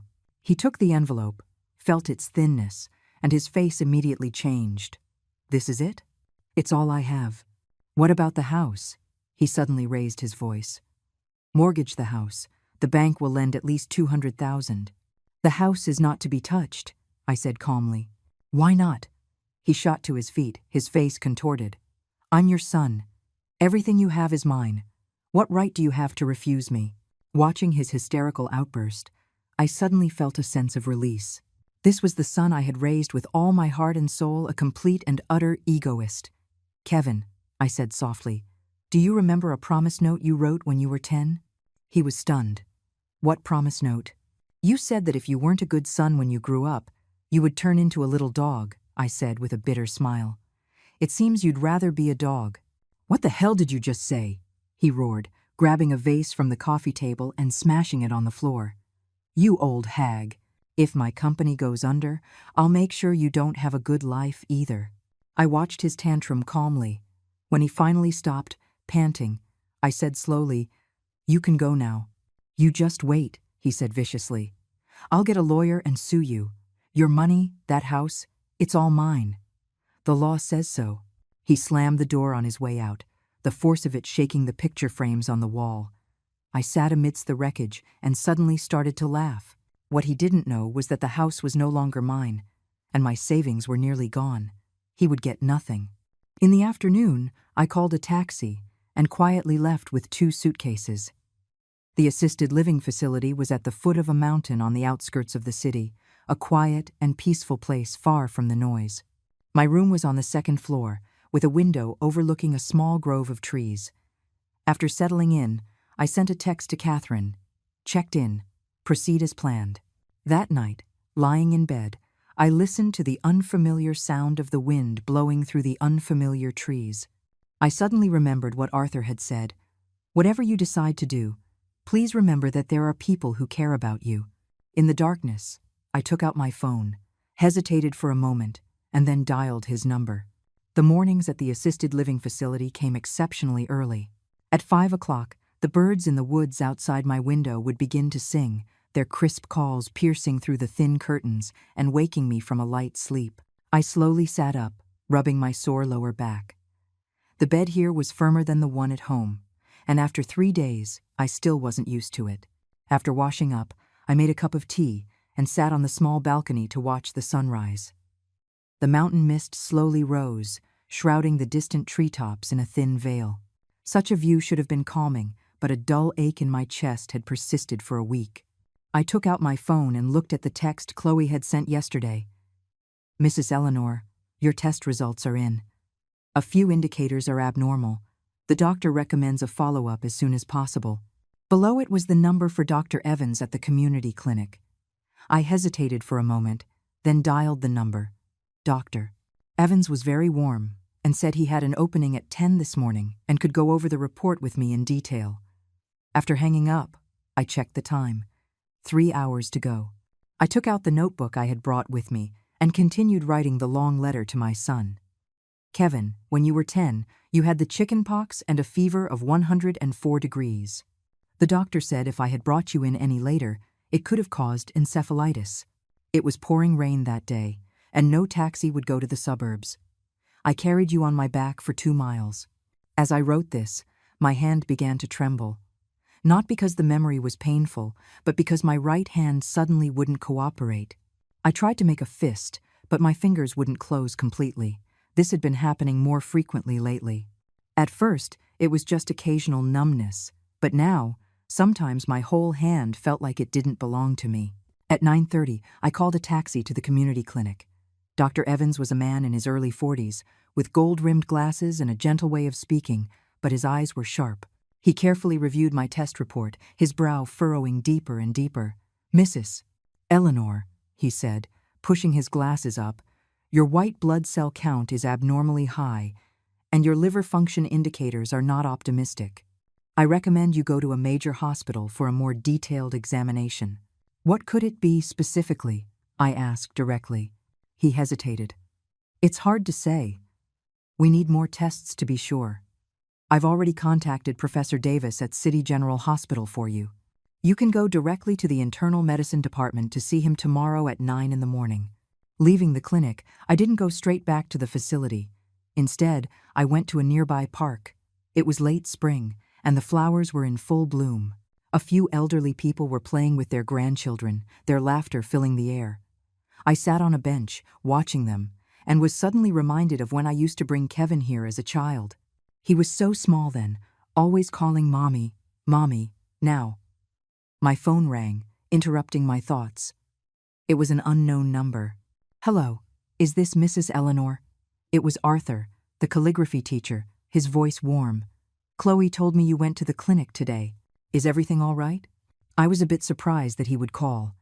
"It's nothing, just a routine checkup. You didn't come to class today. Everyone missed you." He paused. "I happen to be nearby. Would you like to have lunch together?" I was about to refuse, but my stomach growled at that exact moment. I realized I had only had a cup of tea that morning. "All right," I said. "I'm not familiar with this area. You pick the place." Half an hour later, we met at the park's west gate. Arthur was wearing a light gray shirt today, looking sharp and energetic. He took me to a quiet Cantonese restaurant and ordered a few light dishes. "You don't look well," he said bluntly after the food arrived. "The test results weren't ideal," I said, picking at a piece of steamed fish, slowly removing the bones. "The doctor recommended I go to the general hospital for a follow-up." He nodded and didn't ask any more questions. We talked about other things. Calligraphy, poetry, amusing stories from the senior center. He was knowledgeable and witty. Before I knew it, I had finished a whole bowl of rice, the best appetite I'd had in days. After lunch, he insisted on taking me back to the facility. On the way, we passed a pharmacy. I suddenly remembered something and asked the driver to stop. "I need to buy some painkillers." "Please wait a moment," I said to Arthur. The pharmacist recommended several common painkillers, and I chose the most expensive one. As I was about to pay, a hand stopped me. Arthur picked up the box, carefully read the ingredients, and shook his head. "This one is very hard on the liver. You'd be better off trying this." He chose another herbal medicine. I was a bit surprised. "You know about medicine?" "Before I retired, I was a professor at the medical school," he smiled. "I taught anatomy." This unexpected revelation made me see him in a new light. On the way back to the facility, we talked about his career. It turned out he had taught at a top medical university for over 30 years, published hundreds of papers, and had even been a visiting scholar at Harvard. "Then why teach calligraphy after retiring?" I asked curiously. "It's been a hobby since I was a child," he said. "Medicine was my profession. Calligraphy is my passion." The car stopped at the entrance of the facility. He insisted on walking me to my room. As we passed the activity room, several residents greeted him warmly. He seemed to be very popular here. "You're going to City General tomorrow?" he asked at my door. I nodded. "I can go with you. I know a few old colleagues there." I wanted to refuse, but a sudden wave of dizziness made me grab the doorframe for support. Arthur quickly steadied me by the arm. "Are you all right?" "Just a little tired," I said with a weak smile. "I'd appreciate your help tomorrow." The next morning, Arthur was waiting for me in the lobby. He was wearing a dark blue suit today, looking especially formal. City General was some distance from the facility. In the car, he told me he had already made the arrangements, so we wouldn't have to wait. "You really don't have to do all this," I said, feeling indebted. "It's no trouble at all," he said lightly. When we arrived at the hospital, we were indeed led directly to Professor Davis's office. A series of tests took up the entire morning. Professor Davis told us to come back at 3 in the afternoon for the results. "Let's get some lunch," Arthur suggested. We had a simple meal at a small restaurant near the hospital. He tried to make light conversation, but my mind was elsewhere. The dull ache in my chest was becoming more pronounced. At exactly 3 o'clock, we returned to Professor Davis's office. He looked at the test results with a grave expression, then looked up at me. "Ma'am, the situation is not optimistic." "Just tell me straight," I said calmly. "Late-stage liver cancer. It has already spread to the lungs." He pushed a CT scan across the desk, pointing to the shadows on it. "Here and here. These are all tumors." I stared at the black and white images. They suddenly looked like a series of mocking, grimacing faces, taunting my very existence. "How long do I have?" I heard myself ask, my voice surprisingly steady. "With aggressive treatment, maybe a year. Without treatment, 3 to 6 months." Professor Davis hesitated. "Considering your age and physical condition, I would recommend palliative care, focusing on managing the pain." Arthur's hand rested gently on my shoulder, warm and firm. The car ride back to the facility was silent. The sun was setting, casting a golden glow on my hands through the car window. They were already covered in age spots, the skin loose like wrinkled paper. I suddenly realized that these hands would never be smooth and young again. "Ma'am," Arthur started to say. "Call me Eleanor," I said. "Thank you for being with me today." "Eleanor," he corrected himself. "Is there anything I can do to help?" I looked at the fleeting scenery outside the window. "Keep this a secret, especially from Chloe." He nodded, then asked a question that surprised me. "Does your son know?" "I don't have a son," I said calmly. He wisely didn't press the issue. By the time the car stopped at the facility, it was already dark. He insisted on walking me to my room and even went to the cafeteria to get me a container of hot porridge. "Eat something," he said, placing it on the small table. "I'll come see you tomorrow." After he left, I sat on the edge of the bed, staring at the porridge for a long time. The steam slowly dissipated, and a thin film formed on the surface, just like my life, slowly cooling and congealing. I took out my phone and called Catherine. "Catherine, I don't have much time," I said directly. "Late-stage liver cancer. 6 months at most." There was a silence of a few seconds on the other end. "Should I inform Kevin?" "No," I said, my voice firm. "Speed things up. I'm afraid I won't make it. The donation paperwork is complete. The elementary school is holding a groundbreaking ceremony next week. They've invited you to attend." "I'll be there," I said. "One more thing. Find me a reliable lawyer. I need to make sure Kevin can't undo these donations." After hanging up, I opened my laptop and continued writing the long letter. This time, I wrote quickly, as if racing against death itself. Halfway through, a sharp pain radiated from my chest to my back. I curled up in bed, cold sweat soaking my pajamas. I fumbled for the painkillers Arthur had recommended. Half an hour later, the pain slowly subsided. The next morning, the doorbell rang. I thought it was the meal service, but when I opened the door, it was Arthur, holding a thermal container. "Morning," he smiled. "I made a medicinal porridge. It's good for the liver." I let him in. He expertly set out a bowl and spoon and took out several bottles from his bag. "I prepared these herbal remedies last night. They have fewer side effects than Western medicine." "You don't have to do this," I said, at a loss for words.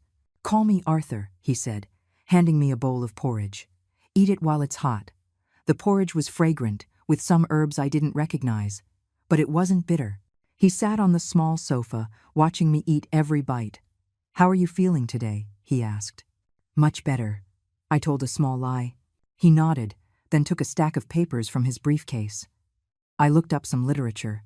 Although your illness is advanced, there are some alternative therapies that can alleviate the symptoms."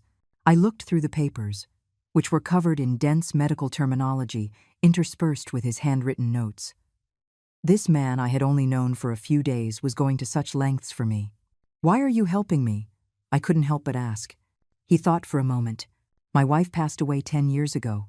It was also cancer. At the time, there was no one to help her. I was away, teaching abroad," his voice caught. "Seeing you, it reminds me of her." I didn't know what to say, so I just lowered my head and continued to drink the porridge. He got up and adjusted the curtains, letting in more sunlight. For the next few days, Arthur came every day, sometimes with medicinal meals, sometimes just to walk with me. At his suggestion, I started to log the time and intensity of my pain, and he adjusted the medication accordingly. Gradually, I grew accustomed to his companionship. A week later, Principal Evans from the mountain school called to say the groundbreaking ceremony was scheduled for Wednesday morning and asked if I could attend. I agreed and asked Arthur to accompany me. On Wednesday morning, I put on my nicest clothes and even a touch of lipstick. When Arthur saw me, his eyes lit up. "You look very sharp." The journey took 2 hours. We arrived at Green Mountain Village. It was even more remote than I had imagined, with winding mountain roads and a dilapidated village. The elementary school was at the entrance to the village, a few rows of low-slung buildings with peeling paint and plastic sheeting over the windows that rattled in the wind. Principal Evans and a group of teachers and students were waiting at the gate to welcome us. When he saw me get out of the car, he rushed over excitedly. "Ma'am, you really came." The children, holding bouquets of wildflowers, looked at me shyly. Most of them were wearing ill-fitting, old clothes, some with holes in their shoes, but their eyes were bright with curiosity. The groundbreaking ceremony was simple. Principal Evans described the plans for the new school building and then invited me to say a few words. Standing on the makeshift stage, looking at the young faces below, I suddenly choked up. "I'm just an ordinary old woman," I said, trying to keep my voice from trembling, "but I know that education can change your destiny. I hope this new school will give you a better place to learn." I couldn't continue. A little girl came onto the stage, tied a red scarf around my neck, and gave me a shy hug. In that moment, I was suddenly reminded of Kevin's first day of elementary school, when I had tied his red scarf just like that. After the ceremony, Principal Evans gave us a tour of the school. The classrooms were dark and damp. The desks and chairs were old and broken, but the walls were covered with the children's colorful drawings and crafts. "It gets especially cold here in the winter," Principal Evans said, pointing to a rusty iron stove. "The children take turns bringing firewood from home to burn." My gaze fell on the pile of firewood in the corner, and a wave of sadness washed over me. Some of these children probably didn't even get enough to eat, yet they persisted in coming to school. Meanwhile, my grandson, who had everything, was so dismissive of his education. "When will the new school be finished?" I asked. "If all goes well, it will be ready in 3 months," Principal Evans said gratefully. "Thanks to your donation, the children will finally have decent classrooms." Before we left, the children lined up and each gave me a handmade thank you card. On the rough paper, they had written, "Thank you, Grandma Eleanor," in crooked handwriting, some even drawing hearts and little flowers. I carefully placed the cards in my bag, treating them like treasures. On the way back, I leaned against the car window, exhausted. Arthur thoughtfully turned up the heat. "Tired?" "It was worth it," I said softly. He seemed to want to say something, but in the end, he just gently patted my hand. Halfway through the drive, my phone rang. It was an unknown number. "Hello? Mom?" It was Kevin's voice, furious. "Where are you? Why is no one home?" My heart tightened. "Is something wrong?" "Of course something's wrong," he practically shouted. "I just checked with the county records office. You transferred the house to some stupid elementary school. Are you crazy?" "That's my house." I took a deep breath. It was my house. I had the right to do what I wanted with it. "You just wait. I'm coming to find you right now," he said viciously and hung up. I held the phone, my fingers trembling slightly. Arthur looked over with concern. "Need help?" "No," I said with a weak smile. "Just drive." He nodded and didn't ask any more questions, but I noticed the car was going faster. It was late when we got back to the facility. He insisted on walking me to my room and even heated up a cup of milk for me. "Call me if you need anything," he said before he left. I live in the teacher's building on the east side. It's very close. I thanked him, closed the door, and immediately called Catherine. She told me that Kevin had already been to see her, threatening to sue to have the donation revoked. Let him sue, I said with a cold laugh. All the documents are notarized. He can't win. Just as I hung up, the doorbell rang again. I thought Arthur had forgotten something, but when I opened the door, it was Kevin, his suit disheveled, his eyes bloodshot. Mom? He pushed the door open and stormed in. What the hell are you trying to do? I backed away, the dull ache in my chest starting up again. I've made myself very clear. Clear about what? He roared, spittle flying from his mouth. Giving away hundreds of thousands of dollars to strangers while your own son is having a financial crisis. Do you know my company is about to go bankrupt? Do you know Leo might have to change schools? I looked at him calmly, at his hysterical face, and he suddenly seemed like a complete stranger. This was the son I had raised with such hardship, a man who cared only about money. Kevin, I said, walking to my desk and taking out the notebook that documented his various cruelties. Look at this. He took it suspiciously, flipped through a few pages, and his face grew darker and darker. You've been writing all this down? Since you started college, I said calmly. Every time you disappointed me, I wrote it down. At first, it was to remind myself not to be too demanding. Later, I gave a bitter smile. Later, it was just to prove to myself that I wasn't being too sensitive. He flipped through the pages rapidly, then slammed the book shut.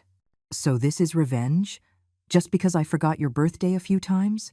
No, Kevin, I said, sinking wearily into my chair. This isn't revenge. It's liberation. I'm tired. I can't love you anymore. Don't give me that crap. He threw the notebook on the floor. I don't care what your reasons are. You're going to reverse those donations right now. Or else what? I looked up at him. Sue me? I'm dying, Kevin. Late-stage liver cancer. I have 6 months. Tops. Do you think a court is going to care about a dead woman's property dispute? He froze, the anger on his face hardening into a comical expression. You're lying. The diagnosis is in the drawer. See for yourself. He mechanically pulled open the drawer, found the report, and stared at it for a long time. When he looked up again, there was no sadness in his eyes, only calculation. Mom, if that's the case, you should be leaving your property to me. I can take care of you. That won't be necessary. I cut him off. The facility is very nice. I have people to take care of me. The money, it's been donated. Not a penny left, I said calmly. Except for what I've prepaid for my funeral, I've left nothing. His face twisted. You'd rather give it to those poor people than to your own son and grandson? Those poor people know more about gratitude than you do. I pointed to the thank you cards peeking out of my bag. They call me Grandma Eleanor. And you, how long has it been since you've called me Mom? We were at a stalemate, the air thick with hatred. Finally, he let out a cold laugh. Fine. That's fine. Since you don't consider me your son, I don't have a mother.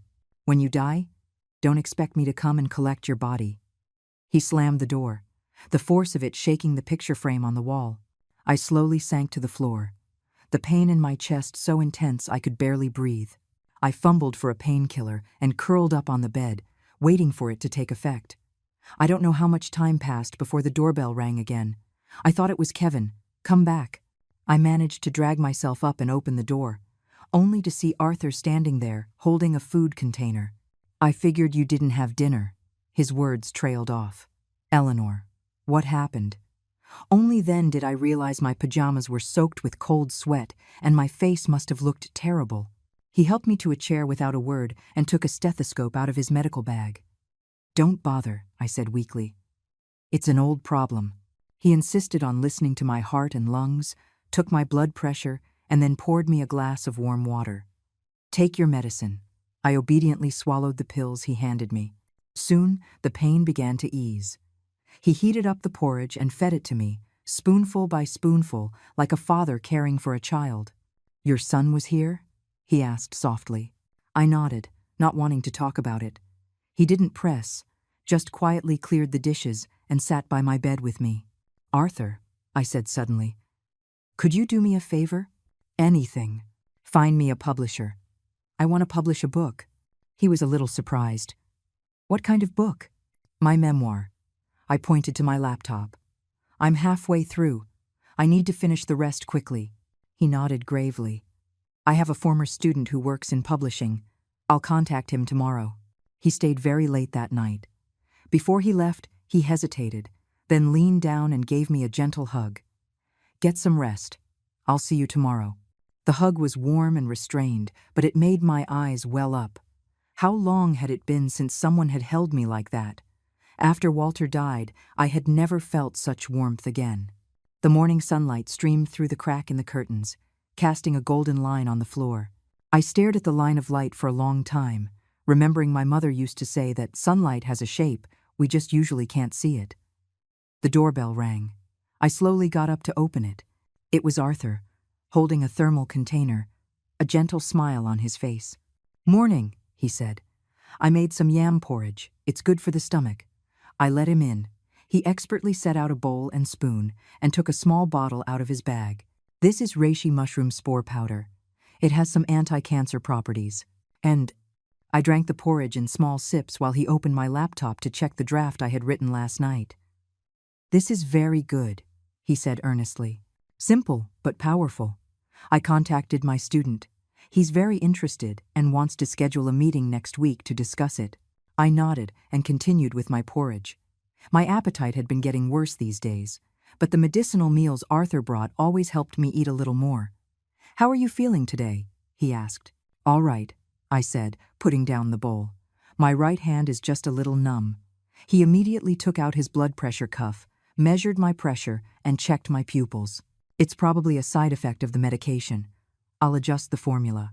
Just as he was speaking, the doorbell rang again. Arthur went to open it, and I heard Chloe's cheerful voice. "Mr. Arthur." "Chloe," Arthur said, a bit surprised. "What brings you here?" "I came to see Mrs. Eleanor. I heard her son was here yesterday." I quickly spoke up. "Chloe, come on in." Chloe entered and saw us having breakfast, her eyes wide. "Mrs. Eleanor, you and Mr. Arthur." "Mr. Arthur is my calligraphy teacher," I said calmly, "and also a doctor. He's helping me with my health." Chloe nodded, looking skeptical, then took a folder out of her bag. "The community center is updating its senior files. I need you to fill out a few forms."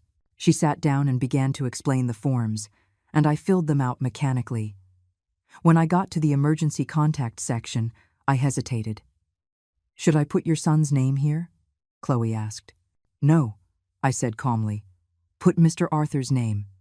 Chloe and Arthur both looked up at me at the same time.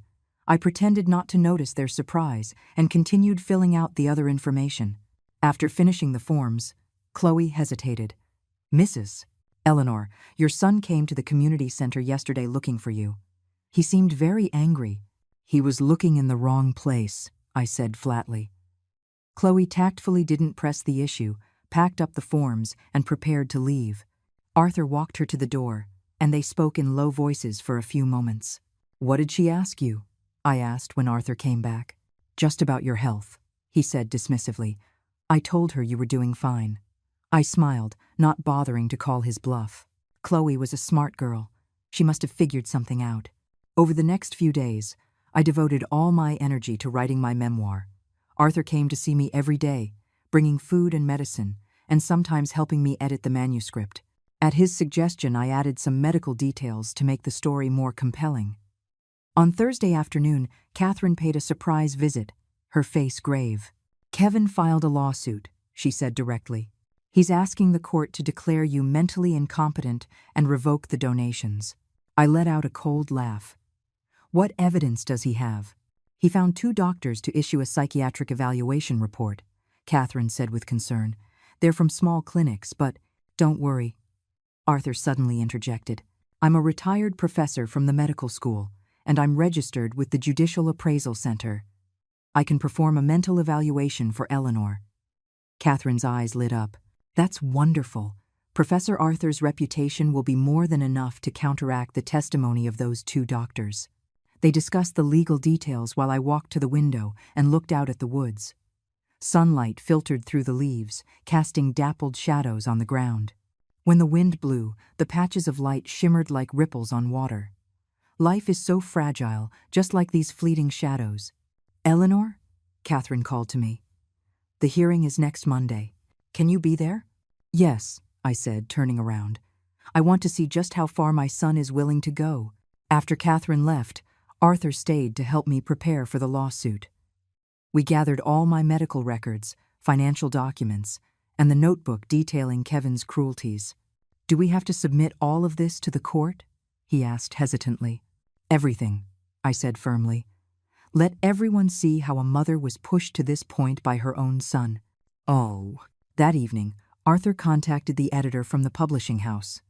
The editor was very interested after hearing about the manuscript and scheduled a meeting to sign the contract next week. "This could be a bestseller," Arthur said after hanging up. "All the royalties will be donated to the mountain school," I said without hesitation.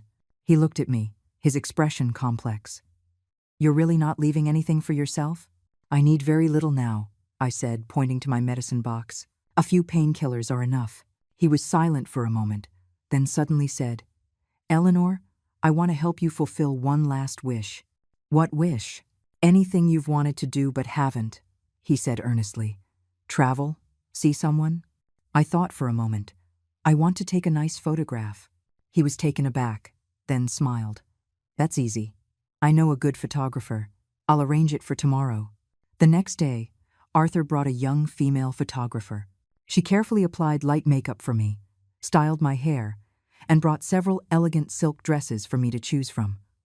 While she was taking the photos, Arthur stood behind her, constantly making me laugh. "Excellent," the photographer said, looking at the prints. "Mrs. Eleanor, you have a beautiful smile." I looked at the photos. They were indeed good. The wrinkles on my face were still there, but my eyes were bright, and the curve of my lips was natural and soft. It was the first picture of me genuinely smiling in years. "Thank you both," I said sincerely. The weekend was peaceful and fulfilling. Arthur walked with me in the facility's garden, helped me revise my manuscript, and sometimes we just sat quietly, each reading our own book. His companionship reminded me of the days when Walter was still alive, peaceful, and warm. On Monday morning, Arthur came to pick me up, wearing a formal dark suit. The courthouse was downtown, about a half-hour drive. Catherine was already waiting at the entrance and rushed over when she saw us. "There's a change of plans," she said in a low voice. Kevin hired a high-profile lawyer and brought the media. I followed her gaze and saw several people who looked like reporters, holding cameras and microphones. "Don't worry," Arthur said, squeezing my hand. "I'm here." The courtroom was small but solemn. Kevin and Jessica sat at the plaintiff's table. When I entered, Kevin's gaze flickered for a moment before hardening again. Jessica just stared at me, the hatred in her eyes almost tangible. The judge was a middle-aged woman with a stern face. She banged her gavel and declared the court in session.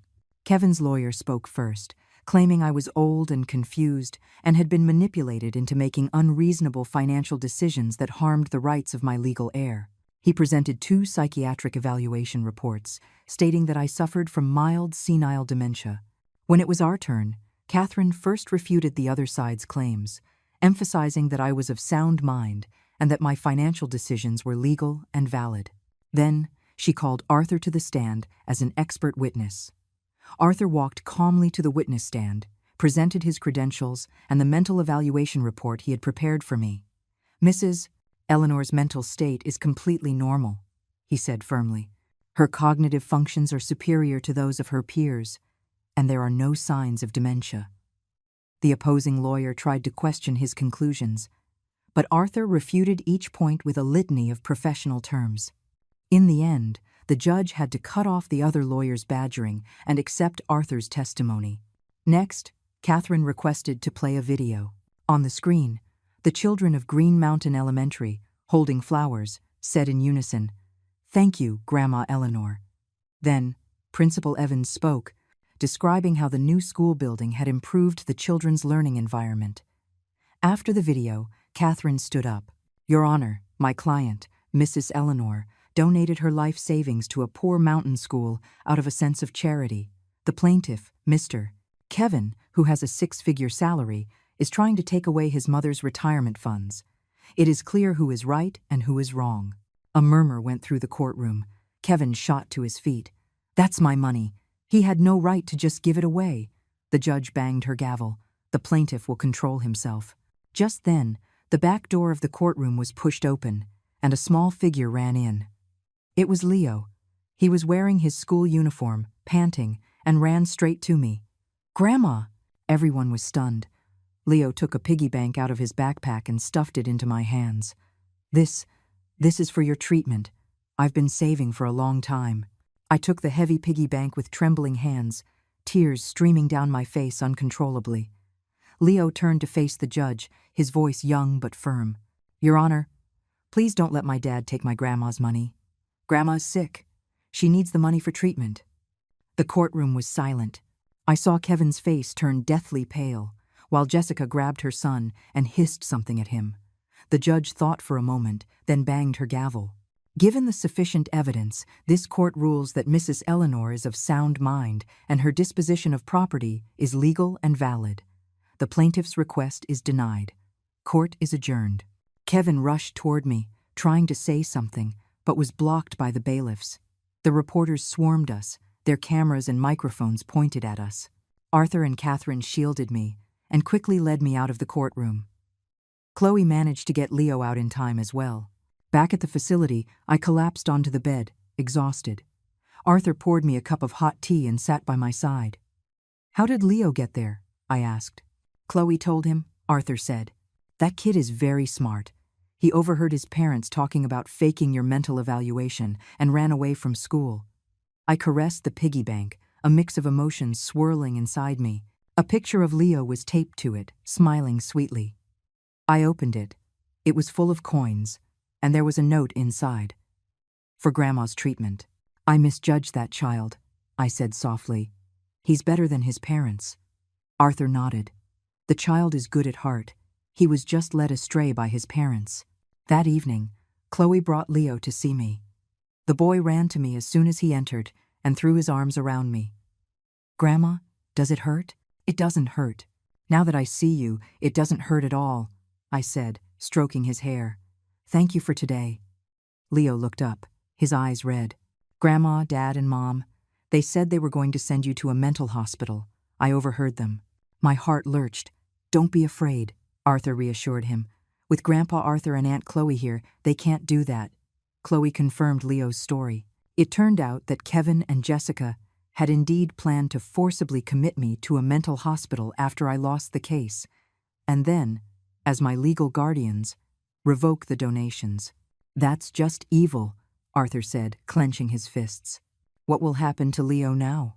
I asked with concern. "I've applied for temporary guardianship," Chloe said. "As a community worker, I'm qualified to intervene when parents are unfit to raise their child." End of. Leo fell asleep in my arms, his face still streaked with tears. I gently patted his back, just as I had done with Kevin so many years ago. "I want to change my will," I said suddenly. Arthur and Catherine exchanged a look. "What do you want to add?" "Set up a trust fund," I said, looking at the sleeping Leo. "When he turns 18, he can use this money for college." Catherine nodded. "A wise decision." That night, Leo slept on the sofa in my room. Watching his peaceful, sleeping face, I suddenly felt that perhaps my life still had some meaning. At least I could help this child walk a better path. 3 days after the trial ended, my condition suddenly worsened. In the middle of the night, a sharp pain woke me from my sleep. Cold sweat instantly soaked my pajamas. I fumbled for my painkillers but found that my right hand was completely unresponsive. I managed to dial Arthur's number with my left hand, but after saying just one word, "Help," I lost consciousness. When I woke up again, I was in the hospital. A white ceiling, the smell of disinfectant, and an IV needle in my arm. Arthur was sitting by my bed, his eyes bloodshot, clearly having been up all night. "You're awake," he said, leaning in immediately. "How do you feel?" "Pain," I said weakly. He adjusted the IV drip, adding a painkiller. "It'll be better in a moment." Only then did I notice there were other people in the room. Chloe and Leo were sitting in a corner.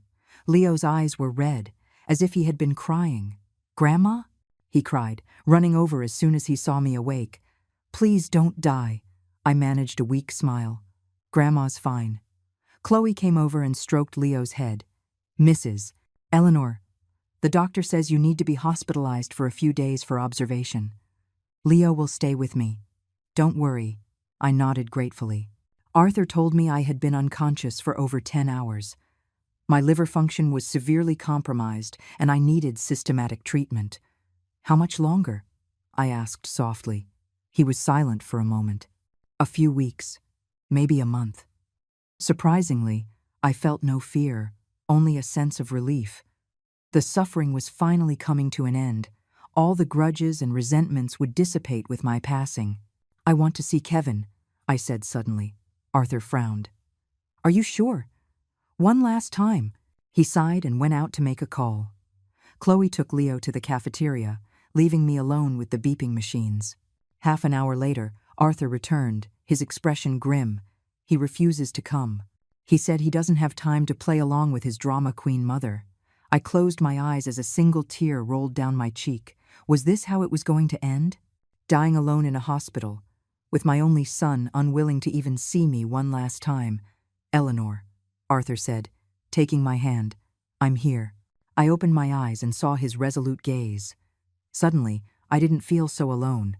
In the afternoon, the doctor came to do his rounds. He said my condition was stable for now but could deteriorate at any moment. Arthur stayed by my side, not leaving even for meals, which Chloe brought in a container. As evening fell, the door to my room was pushed open. I thought it was Leo, but when I looked up, I saw a stranger in a suit. "Mrs. Eleanor?" he asked politely. "I'm David Chen, the general manager of Kevin's company." I was stunned. "What is it?" "I'm here on behalf of the company to see how you are," he said, putting down a fruit basket. "I also need to inform you that the company's board of directors has decided to terminate Kevin's employment." Arthur stood up. "Mr. Chen, the patient needs to rest." "I understand, Mr. Chen," Chen said with a nod. "But this is very important. Kevin embezzled company funds and forged contracts. He is under investigation for criminal activity. More seriously, his unfilial behavior towards his mother was exposed by the media, which has severely damaged the company's reputation." "The media?" I looked at Arthur in surprise. He coughed. "There were reporters outside the courthouse that day. I may have contacted one or two I knew." "Mr. Chen continued, "The board unanimously agreed that a man who can abandon his own mother is not to be trusted. We have already reported him to the police. Kevin should be under investigation as we speak." I didn't know what to say. On the one hand, I was ashamed of Kevin's actions. On the other, I felt a sad pity for his fate. "Thank you for letting me know," was all I could say. After Mr. Chen left, Arthur seemed a bit uneasy. Did I go too far? I shook my head. He brought this on himself. That evening, Chloe brought Leo. The boy ran to my bedside and gently touched my hand. "Grandma, does it hurt?" "No." I managed to smile. "How was school today?" He chattered on about school, saying Chloe had bought him a new backpack and taken him for a burger. Looking at his smiling face, I suddenly felt that perhaps my passing wouldn't be all regret. At least this child might now have a chance to walk a different path. Over the next few days, my condition fluctuated. Arthur practically lived at the hospital, his clean clothes brought by Chloe. The editor from the publishing house came to the hospital to sign the contract, promising to publish my memoir as soon as possible. A week later, it was a beautiful morning. The sun shone warmly into the room. I felt surprisingly energetic and was even able to sit up and drink some porridge. Arthur helped me comb my hair and read me some amusing articles from the newspaper. "The weather is so nice today," I said, looking out the window. "I'd like to go for a walk." He hesitated. "I'll ask the doctor." The doctor reluctantly agreed to let me go to the garden in a wheelchair for half an hour. Arthur carefully wrapped me in a blanket, while Chloe followed with the IV drip. The hospital's small garden was in full bloom, the air filled with the scent of flowers. Leo ran around excitedly, picked a small wildflower, and tucked it into my collar. "Grandma, it's pretty." "It's beautiful," I said, stroking his face. "Leo, Grandma has something for you. I took a key out of my pocket. This is the key to Grandma's house. There's a tin box in the study drawer. It has things your dad wrote when he was a little boy. You can look at them when you're older. He took the key solemnly, as if accepting a sacred mission. I'll keep it safe. After returning to my room, I began to feel tired. Arthur helped me lie down and adjusted the IV drip. Chloe took Leo home, saying they would be back tomorrow. Arthur, I said softly after they left, could you do me a favor? Anything. After I'm gone, please look after Leo. Don't let him become like his father. He squeezed my hand tightly. I promise. And my funeral. Keep it simple. Scatter my ashes on the hill behind the Green Mountain Elementary School. I want to watch those children grow up. His eyes reddened. I'll do as you say. Night fell. The only sound in the room was the beeping of the monitor.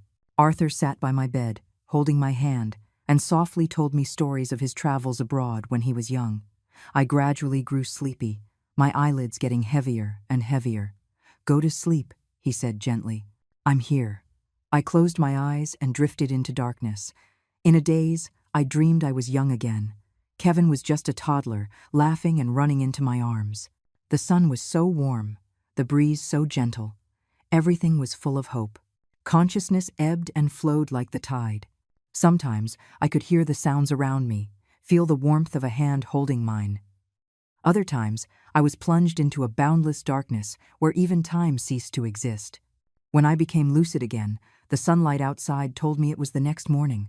Arthur was still sitting by my bed, but with 2 dark circles under his eyes, clearly from another sleepless night. Chloe and Leo stood at the foot of the bed. Leo's eyes were red, as if he had cried. "Grandma!" Leo cried, rushing over when he saw my eyes open. "You slept for so long." I smiled weakly, trying to lift my hand to touch his head, but my arm felt as heavy as lead. Arthur immediately adjusted the bed, allowing me to sit up slightly. "How do you feel?" he asked softly. "Thirsty." My voice was so hoarse it was barely audible. He helped me wet my lips and dabbed my dry, cracked mouth with a wet cotton swab. His gentle care reminded me of how I had cared for my own mother in her final days. The circle of life. How strange. "Leo," I managed to say, "Grandma has something for you." Chloe took an envelope out of her bag and handed it to me. I gestured for her to give it to Leo. "Don't open it until you're 18. Leo took the envelope solemnly, holding it tightly to his chest. "I'll keep it safe." And I looked at Arthur. He understood immediately. "The memoir has been typeset. It will be on sale next week. The publisher has decided to title it, The End of Love. What do you think?" I nodded slightly. The title was fitting. My love had indeed reached its end, but perhaps it would begin again somewhere else. "Mrs. Eleanor." Chloe hesitated. "Kevin wants to see you." I froze, looking at Arthur. He nodded. "He was released on bail last night. He's been waiting downstairs.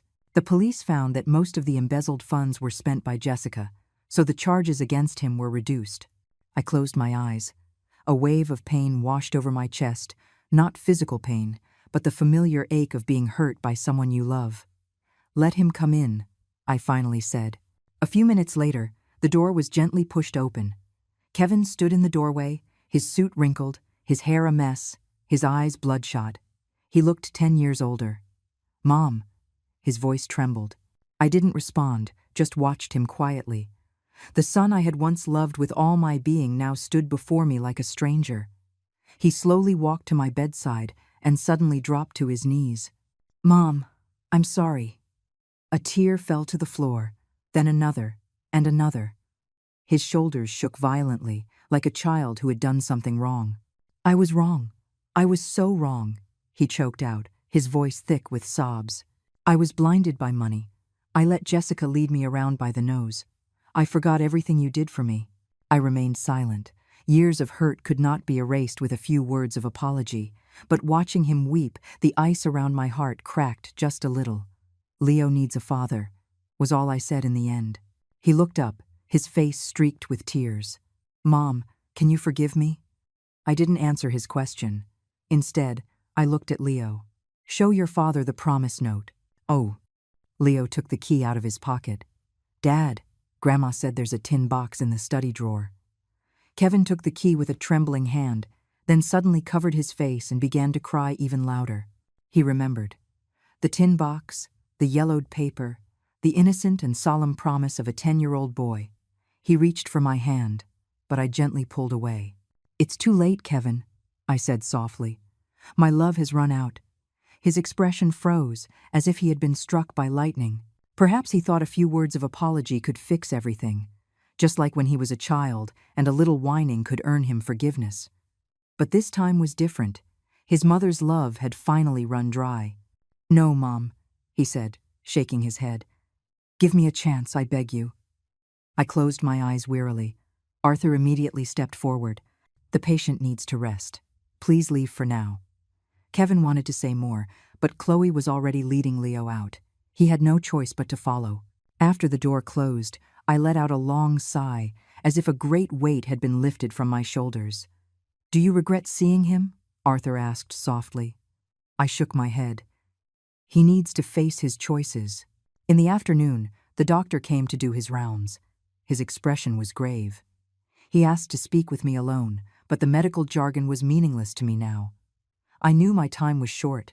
Arthur, I said after the doctor left, help me record a video. He took out his phone and adjusted the angle. I smoothed my hair and smiled calmly at the camera. Kevin, Leo, I began slowly. When you see this video, I'll be gone. I talked for a long time about memories, regrets, and hopes. Finally, I said to Leo, Grandma loves you. I hope you grow up to be a kind person. And to Kevin, as for your father, forgive him. He's not a bad person at heart, just lost. After recording the video, I was exhausted. Arthur helped me save the file and set it to send automatically after my passing. As night fell again, Arthur insisted on staying with me. I couldn't argue, so I let him. In the middle of the night, I was suddenly seized by a sharp pain, and breathing became difficult. The monitor let out a piercing alarm. Doctors and nurses rushed in, beginning emergency procedures. As the pain peaked, strangely, I felt a sense of release. Scenes from my life flashed before my eyes. Walter's gentle smile, Kevin learning to walk, the grateful eyes of the mountain children, Leo's innocent laugh, and finally, Arthur's tired but resolute face. Arthur, I said, gripping his hand with the last of my strength. Thank you. Then darkness washed over me like a tide, swallowing everything. 1 year later, on a hill behind Green Mountain Elementary School, a simple tombstone stood quietly. On it was a single line, Eleanor, 1949, 2023. A mother. It was spring, and a group of people came to visit the grave. At the front was Arthur. He looked a bit older than a year ago, with more white hair, but he was still full of spirit. Beside him was Leo. The boy had grown taller and was holding a bouquet of wildflowers. Grandpa Arthur, can Grandma really see us? Leo asked softly. Of course she can, Arthur said, stroking his head. She's watching you from heaven. Leo carefully placed the flowers in front of the tombstone, then took a stack of letters out of his backpack. Grandma, these are letters from my classmates. The new school is beautiful, and we all love the books in the library. Arthur stood to the side, watching the boy earnestly read each letter to his grandmother, his eyes welling up. So much had changed in a year. Kevin and Jessica had divorced. Jessica took her share of the assets and moved abroad. Kevin, after losing his job, fell into a downward spiral of drinking. It was Leo's weekly visits that slowly helped him get back on his feet. The End of Love became a sensation after it was published, topping the bestseller list for 3 months. All the royalties, according to Eleanor's wishes, were donated to rural education, enough to keep Green Mountain Elementary running for 10 years. The media clamored to report the story, sparking a nationwide discussion on the rights of the elderly and the nature of family. Grandpa Arthur? Leo asked suddenly. Did Grandma forgive Dad in the end? Arthur thought for a moment. I think so. But more than that, she wanted to see your father truly change. Leo nodded. He took out the envelope Eleanor had left for him. He had already opened it. Inside was a check and a letter, instructing him to use the money for college and to always remember to be a kind person. Dad said he's coming to see Grandma next week, Leo said. He got a new job as a supervisor at a construction site. That's good, Arthur smiled. After paying their respects, they slowly walked down the hill. The sound of children reading aloud drifted from Green Mountain Elementary. The brand-new school building glistened in the sunday. At the school gate stood a stone tablet engraved with the words, "Donated by Mrs. Eleanor." Leo ran into the schoolyard to play with his classmates. Arthur stood before the stone tablet, gently tracing the 3 words. The wind blew, carrying the scent of flowers, like a gentle sigh.